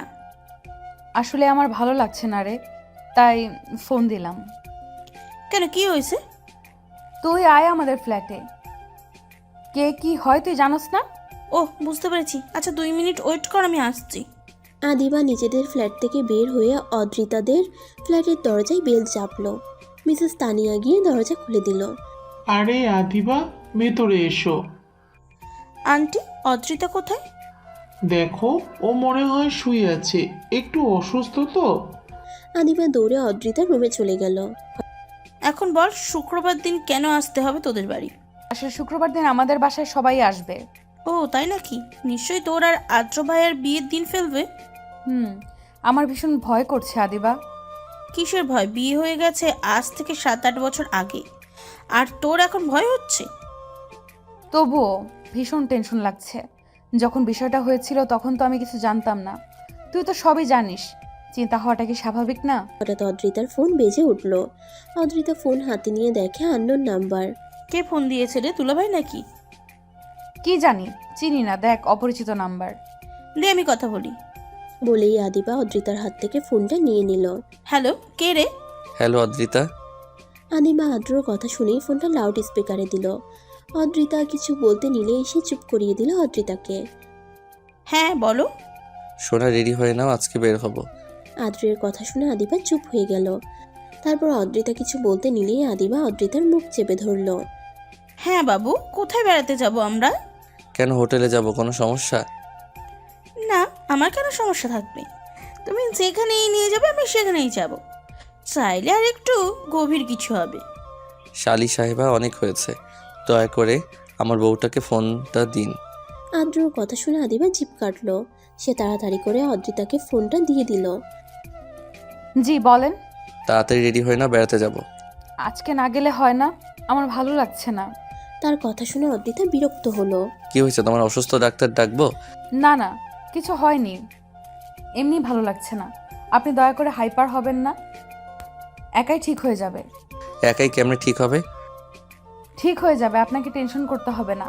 যদি বেশি অসুবিধা হতো তাহলে তো আপনাকে বলতামই। আদ্র তার কথাই কিছু একটা বুঝতে পেরে ফোনটা রেখে দিল। আদ্র ফোনটা রাখতেই অদ্রিতা স্বস্তির নিঃশ্বাস ফেলল। কি বললো ভাইয়া?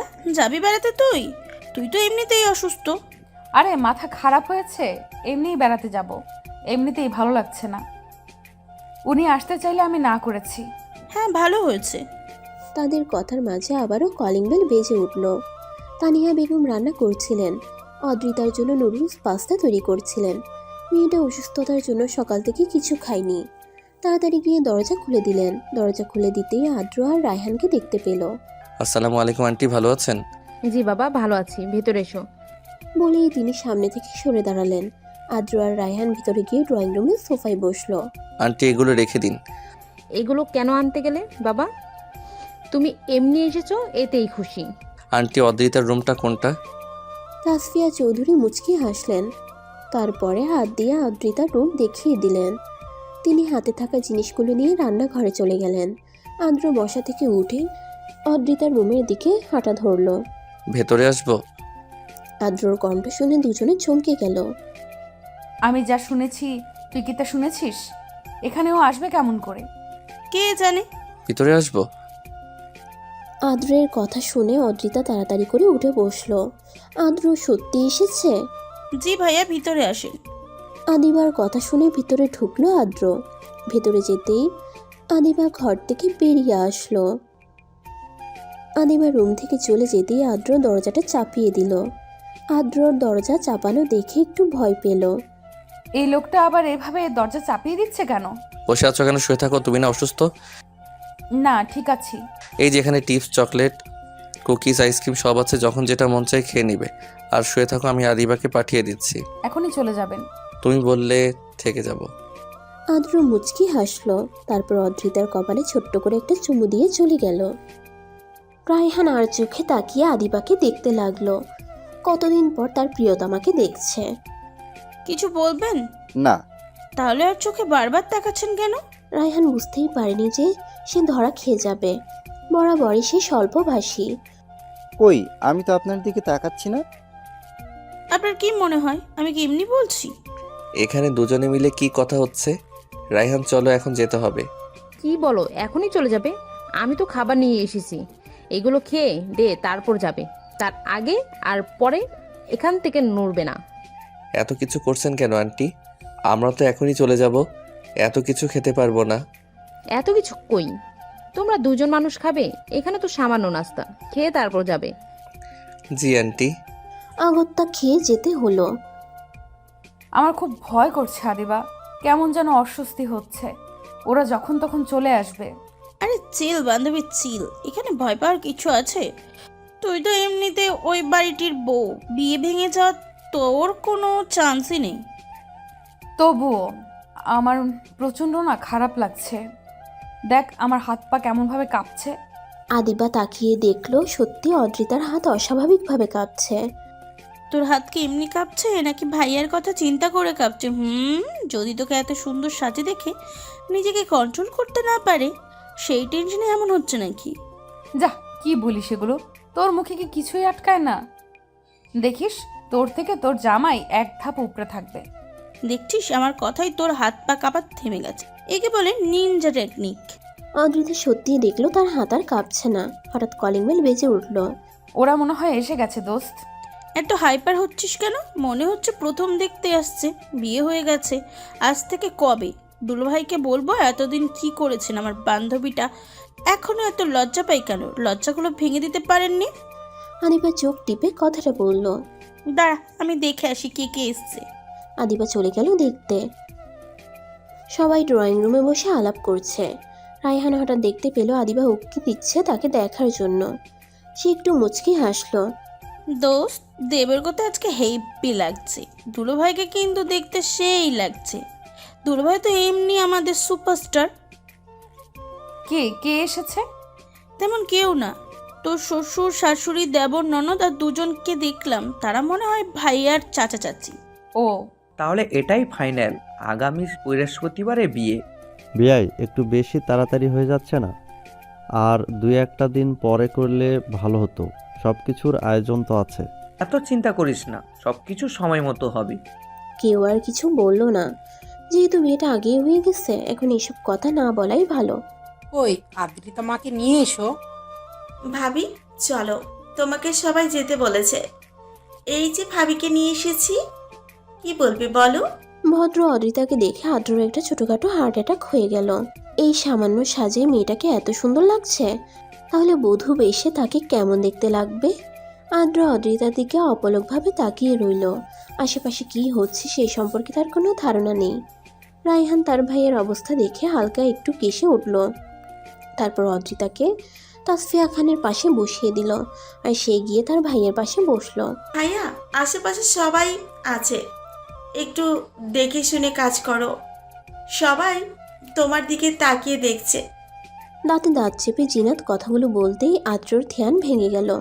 কিছুটা হকচকিয়ে এদিক ওদিক তাকালো। তাকিয়ে দেখতে পেল সবাই তার দিকে অদ্ভুত নজরে তাকিয়ে আছে। সে তো লজ্জা পেল। মাশাল্লাহ, আমার মাটাকে খুব সুন্দর লাগছে আজকে। আমার মা তো এমনিতেই দেখতে সুন্দর। দেখি তো হাতটা দাও। তিনি একটা স্বর্ণের রিং পরিয়ে দিল। এই রিংটা কখনোই খুলবে না, এটা সব সময় রাফ ইউজ করার জন্য। অদ্রিতা মাথা নাড়ালো। চলো সবাই খেয়ে নেওয়া যাক, প্রায় বিকেল হয়ে গেল। সবাই খেতে বসলো, শুধু অদ্রিতা, তাসফিয়া চৌধুরী আর আদিবা বাদে। ভাবি, আপনারাও সবাই বসেন না, সবাই মিলে একসাথে খাবার মজাটাই আলাদা। অদ্রিতাকে আদ্রর পাশে বসিয়ে দেন। না ভাবি, এমনি ঠিক আছে। আপনারা আগে খেয়ে ওঠেন, তারপর আমরা খেয়ে নেব। না না, এটা তো হয় না। সবাই একসাথে খাবো, তাহলে তো মজাই আলাদা। আমরা তো কেউ পর না, নিজেদেরই তো লোক। যার যার মতো সব কিছু নিয়ে খেয়ে নেব, অসুবিধা কোথায়? বসেন ভাবি। সবাই একসাথে খেতে বসলো। হঠাৎ অদ্রিতা খুব করে কেসে উঠল। পানি নেই। হঠাৎ এভাবে কেমন করে বিষম খেলি? একাই। অদ্রিতা আদ্রর দিকে তাকালো। আদ্র এমন ভাব করে খাচ্ছে যেন কিছু এসে জানে না। কিছুক্ষণ পর আবার একটা কাজ করলো। এবার পা দিয়ে অদ্রিতার পায়ে সুরসুরি দিচ্ছে, ঠিক মতো খেতে পারছে না। এবার অদ্রিতা না পেরে তার পা দিয়ে আদ্রর পা মেরে দিল। আহ, কি হলো? আবার চিৎকার করছিস কেন? সবাই তাদের দিকে তাকিয়ে আছে। আসলে মম কিছু হয়নি, মনে হলো পায়ে পিঁপড়া কামড় দিচ্ছে আর কি। জোর করে হেসে কথাটা বলল আদ্র। আদ্রর কথা শুনে অদ্রিতা মুচকে হাসতে লাগলো। হঠাৎ জিনাত সন্দিহান কণ্ঠে বলল, ভাইয়া, কি হয়েছে বলতো একবার? তোমাকে পিঁপড়ে কামড় দিচ্ছে? একবার ভাবির বিষম খেয়ে উঠেছে, মানে ঠিক মেলাতে পারছি না। ব্যাপারটা কি? তুই চুপ থাক, খাচ্ছিস খা। খাওয়ার সময় এত কথা বলছিস কেন? খাওয়ার সময় বেশি কথা বলতে হয় না, জানিস না? ধমকে স্বরে বলল জিনাতকে। আজকাল উচিত কথা বলতে নেই। উচিত কথা বললেই সবার গায়ে লেগে যায়। জিনাতের কথা শুনে সবাই মুচকি মুচকি হাসছে। আদ্র আর কিছু না বলে খেতে লাগলো। সবার খাওয়া শেষে কিছুক্ষণ কুশল বিনিময় করে। জিনাত শোন, একটা কাজ করে দে, তোর ভাবির সাথে একটু দেখা করার সুযোগ করে দে না বোন। শুকনো মুখে চিরা ভিজবে না। তুই তখন সবার সামনে আমাকে ওভাবে বকলি কেন? সরি বনু, আমার ভুল হয়ে গেছে, একটু ব্যবস্থা তো করে দে না। না, আমার অত টাইম নেই। ভাব নিয়ে কথাটা বলল জিনাত। প্লিজ বোন, একটু দেখা করার সুযোগ করে দে। তুই যা চাইবি তাই দেব। সত্যি যা চাইবো তাই দিবা তো? 3 সত্যি? 3 সত্যি বোন আমার। বোন যা চাইবি তাই দেব। তোর বিয়েতে আমি যেটা যেটা কিনতে চাইবো সব কিনে দিবি, না করা যাবে না। ঠিক আছে। আমাকে 5 মিনিট সময় দাও, আমি এই যাব আর আসবো। কিছুক্ষণ পর জিনাত এসে আদ্রকে বলল, যাও ভাইয়া, রাস্তা পুরো ফাঁকা, টাইম কিন্তু বেশি না, 10 মিনিট। তাড়াতাড়ি দেখা করে চলে আসবে, আমি বাইরে পাহারা দিচ্ছি। আমার সোনা বোন, এই জন্যই তো তোকে ভালোবাসি। এত পাম দিতে হবে না, যাও তাড়াতাড়ি। আদ্র তাড়াতাড়ি রুমের ভিতর ঢুকে গেল।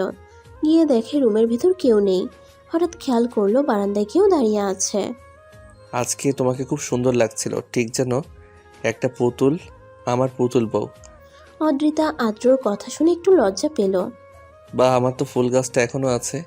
আমি তো ভেবেছিলাম ফুল গাছটা মনে হয় কবে মরে গেছে। কেউ একজন বলেছিল আমি যেন তার জিনিসগুলো যত্নে রেখে দেই, সে হয়তো ভুলে গেছে।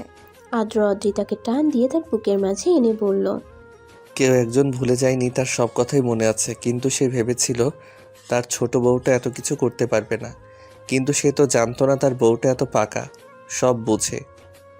কথাগুলো বলতে বলতে আদ্র অদ্রিতার ঠোঁটের দিকে এগিয়ে গেল। একে অপরের নিঃশ্বাস দুজনের মুখে আশ্রে পড়ছে। ঠোঁট প্রায় ছুতে যাবে অমনি তখন হঠাৎ কেউ, ভাইয়া হইছে, কে যেন আসছে এদিকে, তাড়াতাড়ি বেরিয়ে আয়। জিনাতের কথা শুনে দুজনের ধ্যান ভেঙে গেল। অদ্রিতা তো লজ্জায় মাথা নিচু করে নিল, আর আদ্র এক হাতে মাথা চুলকে ভাবল সে মাত্র কি করতে যাচ্ছিল।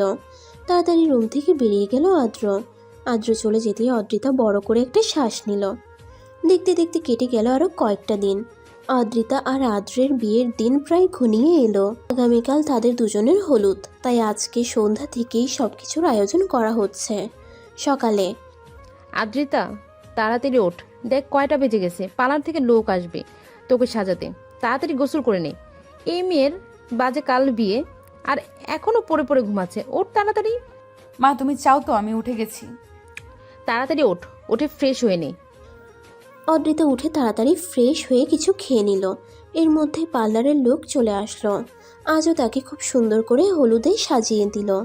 কাঁচা হলুদ ফুলের গহনা দেখতে হলুদ পরীর মতো লাগছে। তাকে নিয়ে হলুদ স্টেজে বসানো হলো। তারপর একে একে সবাই হলুদ দিয়ে দিতে লাগলো। রাত অনেক হয়েছে, যাও সবাই ঘুমিয়ে পড়ো, আগামীকাল সকাল সকাল উঠতে হবে। আবিদা, ওয়াশরুমে নিয়ে যাও। ড্রয়িং রুম দিয়ে যাওয়ার সময় অদ্রিতা দেখলো তার বাবা বসে আছে। অদ্রিতা তাকাতেই জামিল চৌধুরী হাতের ইশারায় তাকে ডাকলো। অদ্রিতা গিয়ে তার বাবার পাশে বসলো। তার বাবার কাঁধে মাথা এলিয়ে দিল। দেখতে দেখতে আমার সেই পিচ্চি মেয়েটা আজকে কত বড় হয়ে গেছে। কালকে তার বিয়ে, এখন থেকে সে অন্য কারো ঘর আলোকিত করে রাখবে। জামাল চৌধুরীর কথা শুনে অদ্রিতা কান্না করে দিল। মেয়ের কান্নার সাথে সাথে জামিল চৌধুরী কান্না করে দিল। ছেলেদের নাকি কান্না করতে নেই, কিন্তু একটা বাবাই জানে তার মেয়েকে এত যত্ন করে মানুষ করে বড় করে অন্যের ঘরে দিয়ে দেয়, সেই ভাবার কেমন অনুভূতি হয় তা কেবল একটা বাবাই বলতে পারবে। আব্বু, আমি বিয়ে করব না। আমি তো তোমাদের থেকে কোথাও যাব না। আমাকে বিয়ে দিও না, আমাকে তোমাদের কাছে রেখে দাও প্লিজ আব্বু। কান্না করতে করতে অদ্রিতা বলল। জামিল চৌধুরী মেয়ের কথা শুনে নিজেকে শান্ত করে নিল। তারপর বলল, যাও গিয়ে ফ্রেশ হয়ে নাও, অনেক রাত হয়েছে, ঘুমাতে হবে তো, তাই না? আব্বু। তাড়াতাড়ি, আর কোনো কথা হবে না, যাও ফ্রেশ হও। অদ্রিতা উঠে তার রুমের দিকে চলে গেল। আর জামাল চৌধুরী মেয়ে যাওয়ার দিকে তাকিয়ে এক ফোঁটা অশ্রু বিসর্জন দিলেন। বধূ সেজে বসে আছে অদ্রিতা, অপেক্ষা শুধু বর আসার। কিছুক্ষণ পরে সবাই বলতে লাগলো, বর এসেছে, বর এসেছে। বর এসেছে কথা শুনে অদ্রিতার অদ্ভুত অনুভূতি হচ্ছে। অদ্রিতা তার রুমের জানালা দিয়ে উঁকি দিল। সবাই বরের সাথে টাকা নিয়ে তুমুল ঝগড়া করছে। একসময় মেয়ে পক্ষের সাথে না পেরে টাকা দিয়ে ভেতরে ঢুকলো। একটু পরে সবাই এসে অদ্রিতাকে নিয়ে গিয়ে আদ্রর পাশে বসালো। যদিও তাদের আগে বিয়ে হয়েছিল, তারপরেও আবার নতুন করে কাবিন কলমা দুটি পড়ানো হবে। অদ্রিতাকে কবুল বলতে বললে কান্না করতে লাগলো। তাসফিয়া চৌধুরী আর জামিল চৌধুরী দুজনে অদ্রিতাকে কবুল বলতে বলল, কিন্তু তাকে দিয়ে কিছুতেই কবুল বলানো যাচ্ছে না। পাশ থেকে আদ্র অদ্রিতার হাত চেপে ধরল। অদ্রিতা তার দিকে তাকাতেই আদ্র চোখের ইশারায় কবুল বলতে বলল। কবুল কবুল কবুল।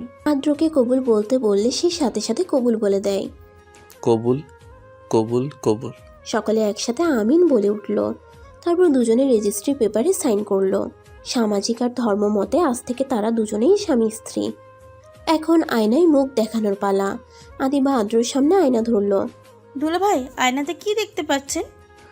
আমার পিচ্চি বউ, আমার মায়াবতী, আমার প্রিয়দর্শিনী, আমার অর্ধাঙ্গিনীকে দেখছি। আদ্রর কথা শুনে সকলে চিৎকার করে উঠল। অদ্রি, তুই আয়নাতে কাকে দেখতে পাচ্ছিস? আমার বরকে। সকলে ভেবেছিল হয়তো অদ্রিতা আরও কিছু বলবে, কিন্তু সকলকে অবাক করে দিয়ে শুধু এতটুকুই বলল, চলে এসেছে বিদায়ের ঘণ্টি, কনেকে বিদায় দেওয়া হবে। চারিদিকে কান্নার আওয়াজ। তাসফিয়া চৌধুরী ঘরের দরজা বন্ধ করে কান্না করছে। আর অদ্রিতার কথা তো বাদই দিলাম, সে কাঁদতে কাঁদতে তার অবস্থা নাজেহাল করে ফেলেছে। জামিল চৌধুরী অদ্রিতার হাত আদ্রর হাতের মধ্যে দিয়ে বলল, বাবা, আমার মেয়েটাকে খুব যত্ন করে বড় করেছি, তার শরীরে আমরা একটা ফুলের টোকাও লাগতে দেইনি। তুমি ওকে কখনো কষ্ট দিও না, আমার একটা মাত্র মেয়েও, ওর কষ্ট দেখলে আমরা বেঁচে থেকেও মরে যাব। আজ থেকে ওকে ভালো রাখার দায়িত্ব তোমার। আপনি চিন্তা করবেন না, সে আমার অর্ধেক অংশ। আমার অংশকে কি আমি কখনো অবহেলা করতে পারি? আপনি নিশ্চিন্ত থাকতে পারেন, ও আমার কাছে সবসময় ভালো থাকবে। আদ্রর কথা শুনে জামিল চৌধুরী একটু শান্তি পেল। অদ্রিতার কান্না থামছে না দেখে আদ্র তাকে কোলে করে নিয়ে তাদের বাড়ির সামনে চলে আসলো। আদ্রর মা লতিফা খান অদ্রিতাকে বরণ করে ঘরের ভিতরে নিয়ে গেলেন। তারপর আচার অনুষ্ঠান পালন করতে লাগলো। অদ্রিতার প্রচুর অস্বস্তি হচ্ছিল, সেটা বুঝতে পেরে লতিফা খান বললেন, অনেক রাত হয়েছে, ওকেও ঘরে নিয়ে যাও। সবাই যার যার ঘরে গিয়ে ঘুমিয়ে পড়ো, কালকে আবার ওই বাড়ি থেকে লোকজন আসবে। লতিফা খানের কথা শুনে অদ্রিতা একটু স্বস্তির নিঃশ্বাস ফেলল। লতিফা খানের দিকে কৃতজ্ঞতা দৃষ্টিতে তাকালে তিনি অদ্রিতার দিকে তাকিয়ে চোখ দিয়ে সান্ত্বনা দিল। তারপর তাকে রুমে নিয়ে গেল সবাই। ফুলে সজ্জিত বিছানায় নিয়ে গিয়ে বসিয়ে রাখা হয়েছে। সে বুঝতে পারছে বাইরে তর্ক হচ্ছে আদ্রর সাথে তার ভাই বোনদের। ভাইয়ের টাকা দাও। কিসের টাকা? আমার ঘরে আমি ঢুকবো, কিসের টাকা চাস তোরা?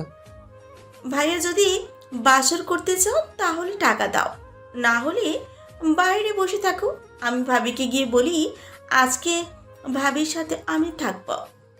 আশ্চর্য, আমার ঘরে আমি যাব, তোদের টাকা দিয়ে কেন যেতে হবে? ভাই এটা নিয়ম। কিসের নিয়ম? আমি এগুলো মানি না। দরজার সামনে থেকে সর এখান থেকে। টাকা দিয়েই তোমাকে রুমে ঢুকতে হবে, তাছাড়া ঢুকতে পারবে না। কত টাকা নেবে? 50,000। টাকা কি গাছে ধরে যে চাইলেই পাওয়া যায়? কম করে 50,000। টাকা হাসেই ধরে, টাকা দাও না হলে ফটো। আচ্ছা টাকা দিব, আমার কাছে ওয়ালেট নেই। ওয়ালেট আমার রুমে ঢুকতে দে, তারপর দিচ্ছি। কেউ ঢুকতে দিবে না।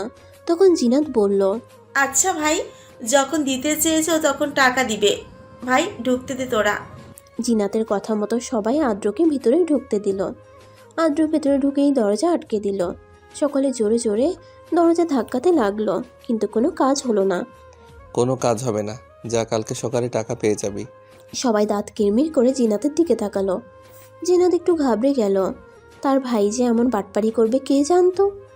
সবাই এভাবে তাকিয়েছিস কেন? ভাইয়া যখন বলেছে কাল সকালে দেবে, তো কাল সকালে টাকা দিয়ে দিবে। ভাইয়া কখনো কথার খেলাপ করে না। যা এখন রুমে শুয়ে পড় যার মতন। জিনাত উল্টো রাগ দেখিয়ে চলে গেল। কিছু দূর যদি কেউ একজন জিনাতকে টান দিয়ে একটা রুমের ভিতরে বন্দি করলো। কে? চিৎকার করে বলতে লাগলে সামনে তাকিয়ে দেখলো রুদ্র। ও তুমি? আমি তো ভয় পেয়ে গিয়েছিলাম, ভাবলাম কে না কে। আর একটু হলে আমার প্রাণ পাখিটা বের হয়ে যেত। আমার পাখিটাকে আমি ছাড়া আর কারো ধরার সাহস আছে? হয়েছে, আর বলতে হবে না। এখন কি বলবে তাড়াতাড়ি বলো। তোমার বাবাকে বলো না তাড়াতাড়ি আমাদের বিয়ের ব্যবস্থা করতে। তোমার ছাড়া আর কতদিন একা একা থাকবো, আর ভালো লাগে না। মাত্র তো ভাইয়ের আর বিয়ে হলো, একটু সবুর করো, সবুরে মেওয়া ফলে। সবুর করব, তাহলে একটা চুমু হয়ে যাক। রুদ্রর কথা শুনে জিনাত ধাক্কা দিয়ে রুম থেকে বেরিয়ে গেল। রুদ্র জিনাতের যাওয়ার দিকে অসহায় ভঙ্গিতে তাকিয়ে রইল। যাও ফ্রেশ হয়ে এসো, অনেক প্রেশার গেছে তোমার শরীরের উপর আজকে।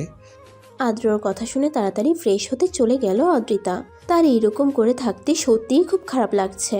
একদম গোসল করে বাহিরে বের হয়ে আসলো। এই নাও টাকা। কিসের টাকা? দেন মোহরের 10 লাখ টাকা। এ টাকা এখন আমি নিয়ে কি করব? তোমার ইচ্ছা, তুমি যা করার করো। বলেই আদ্র ফ্রেশ হতে গেল। আর অদ্রিতা টাকাগুলো নিয়ে আলমারির ভিতরে রেখে দিল। ফ্রেশ হয়ে বের হতেই দেখলো অদ্রিতা ড্রেসিং টেবিলের সামনে দাঁড়িয়ে চুলে চিরুনি করছে। সেই চুল থেকে টপ টপ করে পানি পড়ছে। ভেজা চুল আঁচড়াবে না, তাহলে চুলের গোড়া নরম হয়ে যায়। আর চুল ভালো করে তো মুছে নাও। দেখি ভালো করে বসো, আমি মুছে দেই চুলগুলো।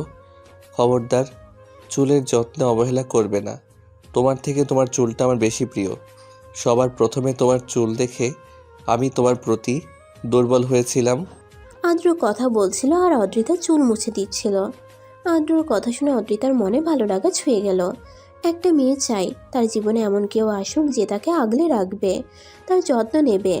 চুল মোছা হতেই অদ্রিতা উঠে দাঁড়ালো। সামনের দিকে এগোতেই আদ্রর বুকের সাথে ধাক্কা লাগে। কপাল ঘষতে ঘষতে আদ্রর দিকে তাকাতেই তার বুক ধুপ করে উঠল। সে তো একটা মেয়ে, সে জানে একটা ছেলের চাহনি। দেখেই বুঝে ছেলেটা তার কাছে কি চাই। আদ্র ধীরে ধীরে তার কাছে এসে তার চুলে মুখ গুজে দিয়ে জোরে জোরে কয়েকটা শ্বাস নিল। আদ্র দু হাত দিয়ে তার শাড়ির আঁচল খামচে ধরল। নিঃশাক্ত কণ্ঠে বলল, ভালোবাসি অদ্রি, খুব বেশি ভালোবাসি। এই প্রথম আদ্র অদ্রিতাকে ভালোবাসি কথাটা বলল। অদ্রিতা ভালোবাসি কথাটা শুনে তার সমস্ত কায়া শিরশির করে উঠল। আদ্র তার শরীরের মিষ্টি ঘ্রাণ নিতে ব্যস্ত। সে তার কাছ থেকে মাথা তুলে তার থুতনিতে হাত রাখল। তার চোখে চোখ রেখে বলল, আমি এক অপরূপার মায়াতে আবিষ্ট হয়ে মাতোয়ারা হয়েছি। নরম ওষ্ঠভাজের তৃষ্ণায় আমি চাতক পাখির মতো চেয়ে আছি। কতবার তোমাকে স্পর্শ করতে চেয়েও আমি নিজেকে সংযত করে নিয়েছি। আমার সবটুকু আদর, যত্ন, ভালোবাসা, মুগ্ধতা সব তোমায় ঘিরে। তোমাকে শুষে নেওয়ার অনুমতি কি আমাকে দেবে? অনুমতি কি দেবে দুটি সত্তায় এক হয়ে যাওয়ার, যেখানে থাকবে না কোনো বাধা, থাকবে শুধু দুজনের ভালোবাসা? নিশালো কণ্ঠের কথাগুলো তার মনে ঝড় তুলে দিয়েছে। তার মন বলছে এই পুরুষের ভালোবাসায় তুই আজ ভেসে যা। নিজের অর্ধাঙ্গের মন খোলা স্বীকারোক্তিতে কোনো নারী তাকে ফিরিয়ে দিতে পারবে না। অদ্রিতা আর না পেরে তার হাতে শক্ত করে আদ্রকে জড়িয়ে ধরল, খামচে ধরল আদ্রের টি শার্ট। নিজেকে স্বেচ্ছায় সমর্পিত করলো, জানান দিল নিজের সম্মতি। নীরব সম্মতিতে আদ্র আর নিজেকে ধরে রাখলো না। অদ্রিতাকে কোলে তুলে নিয়ে বিছানার মাঝ বরাবর শুয়ে দিল। নিজের শরীর থেকে টি শার্টটা খুলে ফ্লোরে ছুঁড়ে মারল। নিজের শরীরের সবটুকু ভার ছেড়ে দিল তার উপর। ধীরে ধীরে দুজোড়া ওষ্ঠ এক হলো। রাত যত গভীর হলো, দুজনের ভালোবাসাও তত গভীর হতে থাকলো। স্তব্ধ রুমে শুধু শোনা যাচ্ছে দুটো মানবের নিঃশ্বাসী শব্দ, যা একে অপরের ভালোবাসার গভীরতা জানান দিচ্ছে। জানালা ভেদ করে সূর্যের আলো অদ্রিতার মুখের উপর এসে পড়ছে। সূর্যের সোনালি আলোয় তাকে যেন একটু বেশিই সুন্দর লাগছে, আর তার দিকে এক ধ্যানে তাকিয়ে আছে আদ্র। সূর্যের আলো থেকে বাঁচতে অদ্রিতা আদ্রর উন্মুক্ত বুকে মুখ গুজে দিল। আদ্র অদ্রিতার মুখের উপর থেকে চুলগুলো সরিয়ে দিল। হঠাৎ তার মাথায় দুষ্টু বুদ্ধি এলো। সে তার সম্পূর্ণ মুখে চুমুতে ভরিয়ে দিল। অদ্রিতা পিটপিট করে চোখ খুলে তাকালো। প্লিজ একটু ঘুমাইতে দেন। সারাটা রাত আপনার জন্য ঘুমাইতে পারিনি। কেন, আমি কি করেছি যে ঘুমাতে পারোনি? এতগুলো ভালোবাসা দিয়েছেন। সত্যি? এখন আর একটু ভালোবাসি? হঠাৎ করে তার টনক নড়ল। এগুলো কি বলছে এতক্ষণ সে? তাড়াতাড়ি করে আদ্রর কাছ থেকে আসতে নিলেই ব্যথায় চিৎকার করে উঠল। আহ! কি হয়েছে, বেশি ব্যথা করছে? আদ্রর কথা শুনে অদ্রিতা কান্না শুরু করে দিল। আদ্র তাকে কোলে নিয়ে ওয়াশরুমে গেল। তারপর দুজনে একসাথে ফ্রেশ হয়ে বের হলো। অদ্রিতাকে বিছানায় শুয়ে দিয়ে বলল, তুমি শুয়ে থাকো, আমি তোমার জন্য খাবার আনছি। খাবার খেয়ে ওষুধ খেয়ে ঘুমাবে, দেখবে ভালো লাগবে। আদ্র চলে গেল খাবার আনতে। মম, খাবার দাও তো, অদ্রিতার জন্য নিয়ে যাব। আদ্রর কথা শুনে তার মামি পাশ থেকে বলল, নতুন বউ নিচে এসে সবার সাথে খাবে না, রুমে এখনও শুয়ে আছে। হঠাৎ এখনকার যুগের মেয়েদের কোনো আদব কায়দা নেই। কথা শুনে লতিফা খান কিছু বলতে যাবে, তার আগে আদ্র বলে উঠল, আসলে কি বলেন মামি, আমার বউকে নিয়ে আপনার না ভাবলেও চলবে। আমার বউকে আদব কায়দা শেখাতে হবে না, আপনি বরং পারলে আপনার মেয়েকে ভালো করে আদব শিখিয়ে দিন। আদ্রর কথা শুনে তিনি চুপ হয়ে গেলেন। আদ্র খাবার নিয়ে রুমে চলে গেল। অদ্রিতাকে খাইয়ে ঘুম পাড়িয়ে দিল। কেটে গেছে আরও 2 দিন। বিয়ের আমেজ শেষ বলেই চলে যাচ্ছে যার যার নিজ গন্তব্যে। বাবা, আপনি এখানে আর কিছুদিন থাকতে পারতেন। বৌমা কি বলো, শহরের জীবন ভালো লাগে না? আদ্র দাদু ভাইয়ের বিয়ের কারণে এসেছিলাম, বিয়ে শেষ, এখন চলে যেতে হবে না? আর কিছুদিন থেকে যান না বাবা, এটাও তো আপনার বাড়ি। দাদু, আর কিছুদিন থেকে যান না, সবাই একসাথে আনন্দ করে থাকা যাবে। দিদি ভাই, এখানে আমার মন থাকে না, মন পড়ে থাকে ওই বাড়িতে। তোমার দাদির কত স্মৃতি জড়িয়ে আছে ওই বাড়িতে, তাকে ছাড়া তো থাকতে পারি না। রায়হান খানের কথা শুনে কেউ কিছু বলল না। কি হলো, আমার বউটা এত রাতে বেলকনিতে দাঁড়িয়ে আছে কেন? সবাই চলে যাচ্ছে, বাড়ি ফাঁকা হয়ে গেল, শুধু আমরা 4 জনই আছি। জিনাত আপু তো কালকে চলে যাবে হোস্টেলে। তুমি আর বাবা তো সারাদিন অফিসে থাকো, কাজে ব্যস্ত থাকো। মামনিও কাজে ব্যস্ত থাকে। একা একা কি ভালো লাগে বলেন আপনি? একা কেমন করে, আমি আছি না। আর যখনই তোমার খারাপ লাগবে মমের কাছে চলে যাবে, মা তোমার বাবার বাড়িতে যাবে, কেউ কিছুই বলবে না। কিছু বললে বলবো আমি যেতে বলেছি। তাতেও যদি মন ভালো না হয়, দরকার পড়লে আমি অফিসে গিয়ে সব সময় তোমার সাথে ভিডিও কলে জয়েন হয়ে থাকবো। কোনো সমস্যা? আপনি বসেন, আমি খাবার নিয়ে আসছি আপনার জন্য। ম্যাম, আমি অনেকক্ষণ আগে এসেছি, আপনি হয়তো বুঝতে পারেননি। আমি ফ্রেশ হয়ে খাবার খেয়ে আপনার কাছে আসলাম। আমি তো বুঝতেই পারিনি। বুঝবেন কিভাবে, আপনি তো আপনার চিন্তায় মগ্ন। সরি। সরি দিয়ে কাজ হবে না, এখন আমার ভালোবাসা চাই। আজকে কোনো ভালোবাসা নেই, সরেন এখান থেকে। আপনার দিন দিন খুব বেশি ফাজিল হয়ে যাচ্ছেন। কে শুনে কার কথা, আর কিছু বলতে না দিয়ে অদ্রিতাকে কোলে তুলে নিল। কোনো কথা না, শুধু ভালোবাসাবাসি হবে, কোনো ছাড়াছাড়ি হবে না। সময় কখনো কারোর জন্য থেমে থাকে না। দেখতে দেখতে 8টা মাস পেরিয়ে গেল। এই 8 মাসে বদলে গেছে অনেক কিছু। জিনাত আর রুদ্রের বিয়ে হয়ে গেছে। জিনাত এখন তার শ্বশুর বাড়িতেই থাকে। অদ্রিতা নিয়মিত ভার্সিটিতে যায়। আদ্র প্রতিদিন নিয়ম করে অদ্রিতাকে ভার্সিটিতে নিয়ে যায়, নিয়ে আসে। দোস্ত, আমার বাড়ি থেকে বিয়ের সম্বন্ধ দিচ্ছে। এটা তো ভালো কথা, আমরা একটা বিয়ে খেতে পারবো। দোস্ত, তুই মজা করিস না, সত্যি আমি সিরিয়াস। আমার বাসা থেকে বিয়ের সম্বন্ধ দিচ্ছে। কেন, তুই কি কাউকে পছন্দ করিস? যদি কাউকে পছন্দ করে থাকিস তাহলে বাড়িতে বলে দে। না রে, এমন কোনো পছন্দ নেই, থাকলে তো তুই জানতে পারতিস। তাহলে তো চিন্তা করছিস, রাজি হয়ে যা। দোস্ত, তোর ছেলে হলে আমার মেয়ে হলে সাথে বিয়ে দেব। ভালো বুদ্ধি না? তাদের কথার মাঝে আদ্র চলে আসলো। ও দেখ, ভাইয়া চলে এসছে, তুই যা। আমাদের সাথে তুই যাবি না? না, আজকে যাব না দোস্ত, আমার একটু কাজ আছে। তোরা যা, আমি পরে আসছি। আদিবা চলে গেল। অদ্রিতা এসে গাড়ির ভিতরে বসলো। আদ্র প্রশ্ন করল, আদিবা বাসলো না? না, ওর কি যেন কাজ আছে, কাজ শেষে তারপরে আসবে। জানেন, তুমি না বললে জানবো কেমন করে? আদিবার জন্য ওর বাড়ি থেকে ছেলে দেখছে। ও দোস্ত, আগামীকাল আমাকে ছেলেপক্ষ দেখতে আসবি, তুই আসবি কিন্তু প্লিজ। সরি দোস্ত, আমি তো যেতে পারবো না। আগামীকাল রায়হান ভাইয়ের জন্য মেয়ে দেখতে যাবে সবাই, আমাকে যেতে বলেছে। আমি তো তোর কেউ না, তাই না? এখন সব তারাই। আদিবা রাগ করে ফোন কেটে দিল। কি হয়েছে, এমনভাবে মুখটা গোমড়া করে বসে আছো কেন? দেখুন না, আদিবা রাগ করলো আমার সাথে। কালকে কে রায়হান ভাইয়ের জন্য মেয়ে দেখতে যাবে? অন্যদিন গেলে হয় না? আদিবাকে আগামীকাল দেখতে আসবে ছেলেপক্ষ। এখন ঘুমিয়ে পড়ো, অনেক রাত হয়েছে। আগামীকাল হোক, তারপরে সব বুঝতে পারবা। আদ্র অদ্রিতাকে নিজের বুকের মধ্যে জড়িয়ে ঘুমিয়ে পড়ল।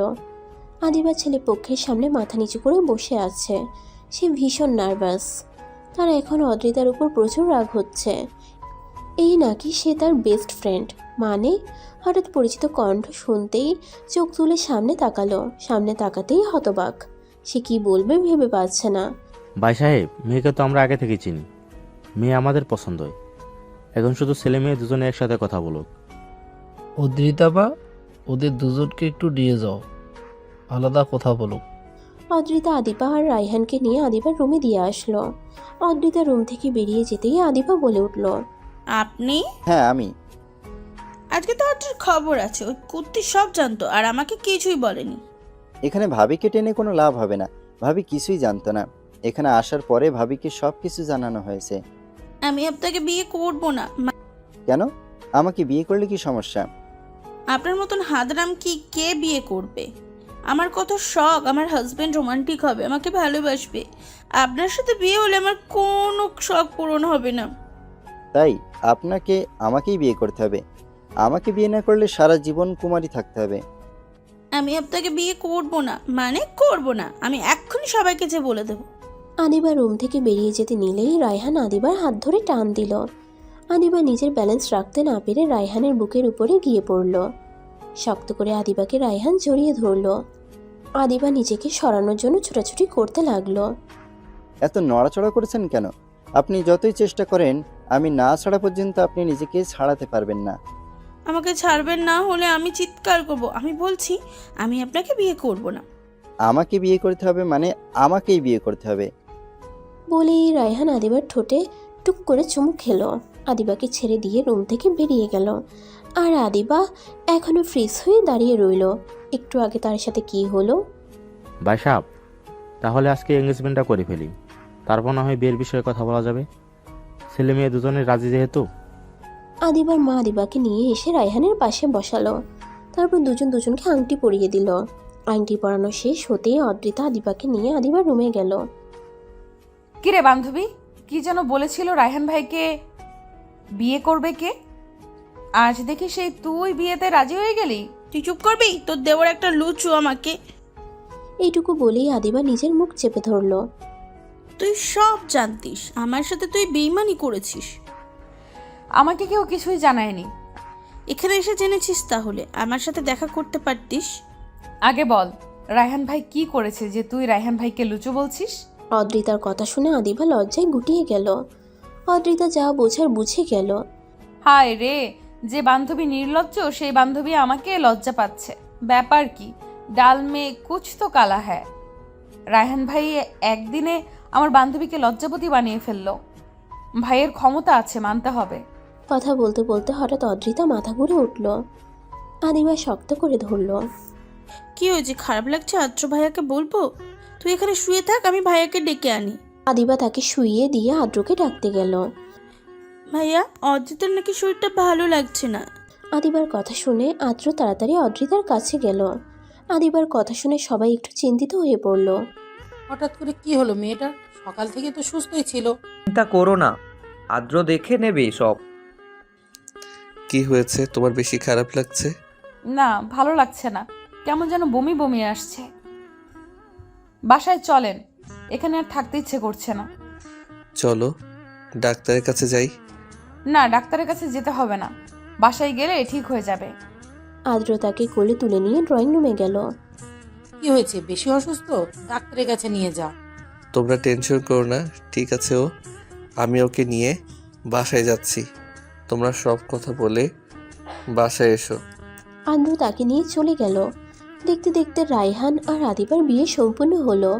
ভাইয়া 25,000 দিবেন, তাছাড়া রুমে ঢুকতে পারবেন না। ভাবি, আপনি তো আমার দলে থাকবেন তাই না? আজকে আমি কারো ভাবি না, আজকে আমি আমার বান্ধবীর বেস্ট ফ্রেন্ড। সো কোনো কথা না বলে তাড়াতাড়ি টাকাটা হাতে ফেলুন। অদ্রিতার কথা শুনে আর কিছু না বলে রায়হান টাকা দিয়ে রুমে গেল। রুমের ভিতরে ঢুকেই আদিবাকে ফুলের সজ্জিত বিছানার মাঝখানে বসে থাকতে দেখল। রায়হান ধীরে ধীরে বিছানার দিকে যেতে লাগলো। আদিবা বুঝতে পারলো রায়হান তার দিকে এগিয়ে আসছে। সে নিজেকে আরেকটু গুটিয়ে নিল। রায়হান আদিবার মুখের সামনে থেকে ঘুমটা সরিয়ে ফেলল। মাশাল্লাহ, আমার বউটাকে খুব সুন্দর দেখতে লাগছে। রায়হানের কথা শুনে আদিবার গালগুলো লজ্জায় লাল হয়ে গেল। রায়হানের দৃষ্টি আদিবার টকটকে রাঙা দুটো ঠোঁটের দিকে। রায়হান ঠোঁটের দিকে ক্রমশ এগিয়ে গেল। দুজোড়া নরম ঠোঁট এক হয়ে গেল। কে যেন বলেছিল তার বর রোমান্টিক হবে। আজকে দেখাবো রোমান্টিক কাকে বলে এবং কত প্রকার ও কি কি। রায়হানের কথায় আদিবা লজ্জায় একাকার হয়ে গেল। রায়হান আদিবাকে আপন করে নিতে ধৈর্য হারা, আর আদিবা রায়হানকে সামলাতে ব্যস্ত। কি হয়েছে, এভাবে তাকিয়ে কি দেখেন? সরেন এখান থেকে সবাই, ওদেরকে ওদের মতো থাকতে দেন। আদ্র রুমে ঢুকতেই অবাক। চারদিকে ছোট ছোট মোম দিয়ে সুন্দর করে সাজানো। মনে হচ্ছে আজকে তার ভাইয়ের না, তারই বাসর রাত। বিছানার উপর থেকে জামা কাপড় তুলতেই জামা কাপড়ের ভেতর থেকে একটা কাগজ বেরিয়ে এলো। কাগজটা খুলতেই দেখলো ভেতরে লেখা, আমি বারান্দায় দাঁড়িয়ে আছি, ফ্রেশ হয়ে তারপরে আমার কাছে আসুন। আদ্র ফ্রেশ না হয়ে বারান্দায় যেতে নিলে হঠাৎ কি ভেবে আবার ফ্রেশ হতে চলে গেল। ফ্রেশ হয়ে এসে অদ্রিতাকে বারান্দায় দোলনায় বসে থাকতে দেখলো। এইভাবে বসে আছো কেন? অনেক রাত হয়েছে, রুমে চলো। রুমে যাবই তো, আগে আমার পাশে বসেন। অদ্রিতার কথা শুনে আদ্র তার পাশে গিয়ে বসলো। আদ্র তার পাশে বসতেই অদ্রিতা তার কাঁধে মাথা রাখলো। কি হয়েছে বলো তো, এমন ব্যবহার কেন করছো? আদ্রর হাতটা ধরে তার পেটের উপর রাখলো। আপনার দায়িত্ব তো বেড়ে গেল, এখন থেকে আমার সাথে সাথে আপনাকে আরো একটা বাচ্চা সামলাতে হবে। এই জায়গায় আপনার আর আমার ভালোবাসার চিহ্ন বেড়ে উঠছে। অদ্রিতার কথা শুনে আদ্র তো একটা ঘোরের মধ্যে চলে গেছে। বলেছে তার মাথায় কিছুই ঢুকছে না। হঠাৎ ঘোর থেকে বেরিয়ে অদ্রিতাকে শক্ত করে জড়িয়ে ধরল। আদ্র কিছু বলছে না দেখে অদ্রিতা ভয় পেল। হঠাৎ অনুভব করলো তার কাঁধে তরল কিছুর অস্তিত্ব। সে বুঝতে পারল আদ্র কান্না করছে। সে যখন প্রথম জানতে পেরেছিল সে মা হবে, তখন সেও কান্না করেছে। দেখি, এইভাবে কেউ কান্না করে? এটা খুশির কান্না, তুই বুঝবে না। প্রথম বাবা হওয়ার কেন যে অনুভব হচ্ছে, আমার কেমন জানি লাগছে। কি করবো বলো তো, এত খুশি কোথায় রাখবো? আদ্রর পাগলামো দেখে অদ্রিতা মুচকি মুচকি হাসছে। আল্লাহর কাছে শুকরিয়া আদায় করুন যে সে যেন পৃথিবীতে সুস্থভাবে আর সুন্দরভাবে আসতে পারে। তোমার অনেক অনেক অনেক ধন্যবাদ বাবা হওয়ার অনুভূতির সাথে পরিচয় করিয়ে দেওয়ার জন্য। তোমাকে অনেক অনেক ধন্যবাদ আমাকে এত ভালোবাসার জন্য। তোমাকে অনেক অনেক ধন্যবাদ আমার জীবনে আসার জন্য। আপনাকে অনেক ধন্যবাদ আমার জীবনে আসার জন্য। আপনি ছাড়া হয়তো আমাকে কেউ এত ভালোবাসতো না। হঠাৎ একটু মন খারাপ করলো। কি হলো, মন খারাপ কেন? আমরা বাচ্চার মা বাবা হয়ে যাচ্ছি, আর তুমি এখন আমাকে আপনি বলে ডাকো। এই কথা, আপনাকে আপনি বলে ডাকতে আমার বেশি ভালো লাগে। আমার আপনি আপনিতেই সুন্দর। আপনি ডাক, তাতে আপনাকে আমার আপন আপন মনে হয়। সব স্বামী স্ত্রীর মধ্যে যে তুমি ডাক থাকতে হবে এমন কোনো কথা নেই। তার কথা শুনে আদ্র আর কিছু বলার ভাষা খুঁজে পেল না। অদ্রিতাকে নিজের সাথে শক্ত করে জড়িয়ে ধরলো। জানো, চাঁদহীন রাতে তুমি আমার হয়ে এসেছিলে, আবার এমন চাঁদহীন রাতে তুমি আমাকে সবচেয়ে বড় উপহার দিলে। কে বলেছে চাঁদহীন রাত সুন্দর হয় না? কে বলেছে চাঁদহীন রাত শুধু দুঃখ ডেকে আনে? কে বলেছে চাঁদহীন রাত অভিশপ্ত? চাঁদহীন রাতও খুশি নিয়ে আসতে পারে, চাঁদহীন রাতেও ভালোবাসা দিতে পারে। সবসময় যে একটা সুন্দর দিন সুন্দর স্মৃতি নিয়ে আসবে এমন কথা কোথায় লেখা আছে?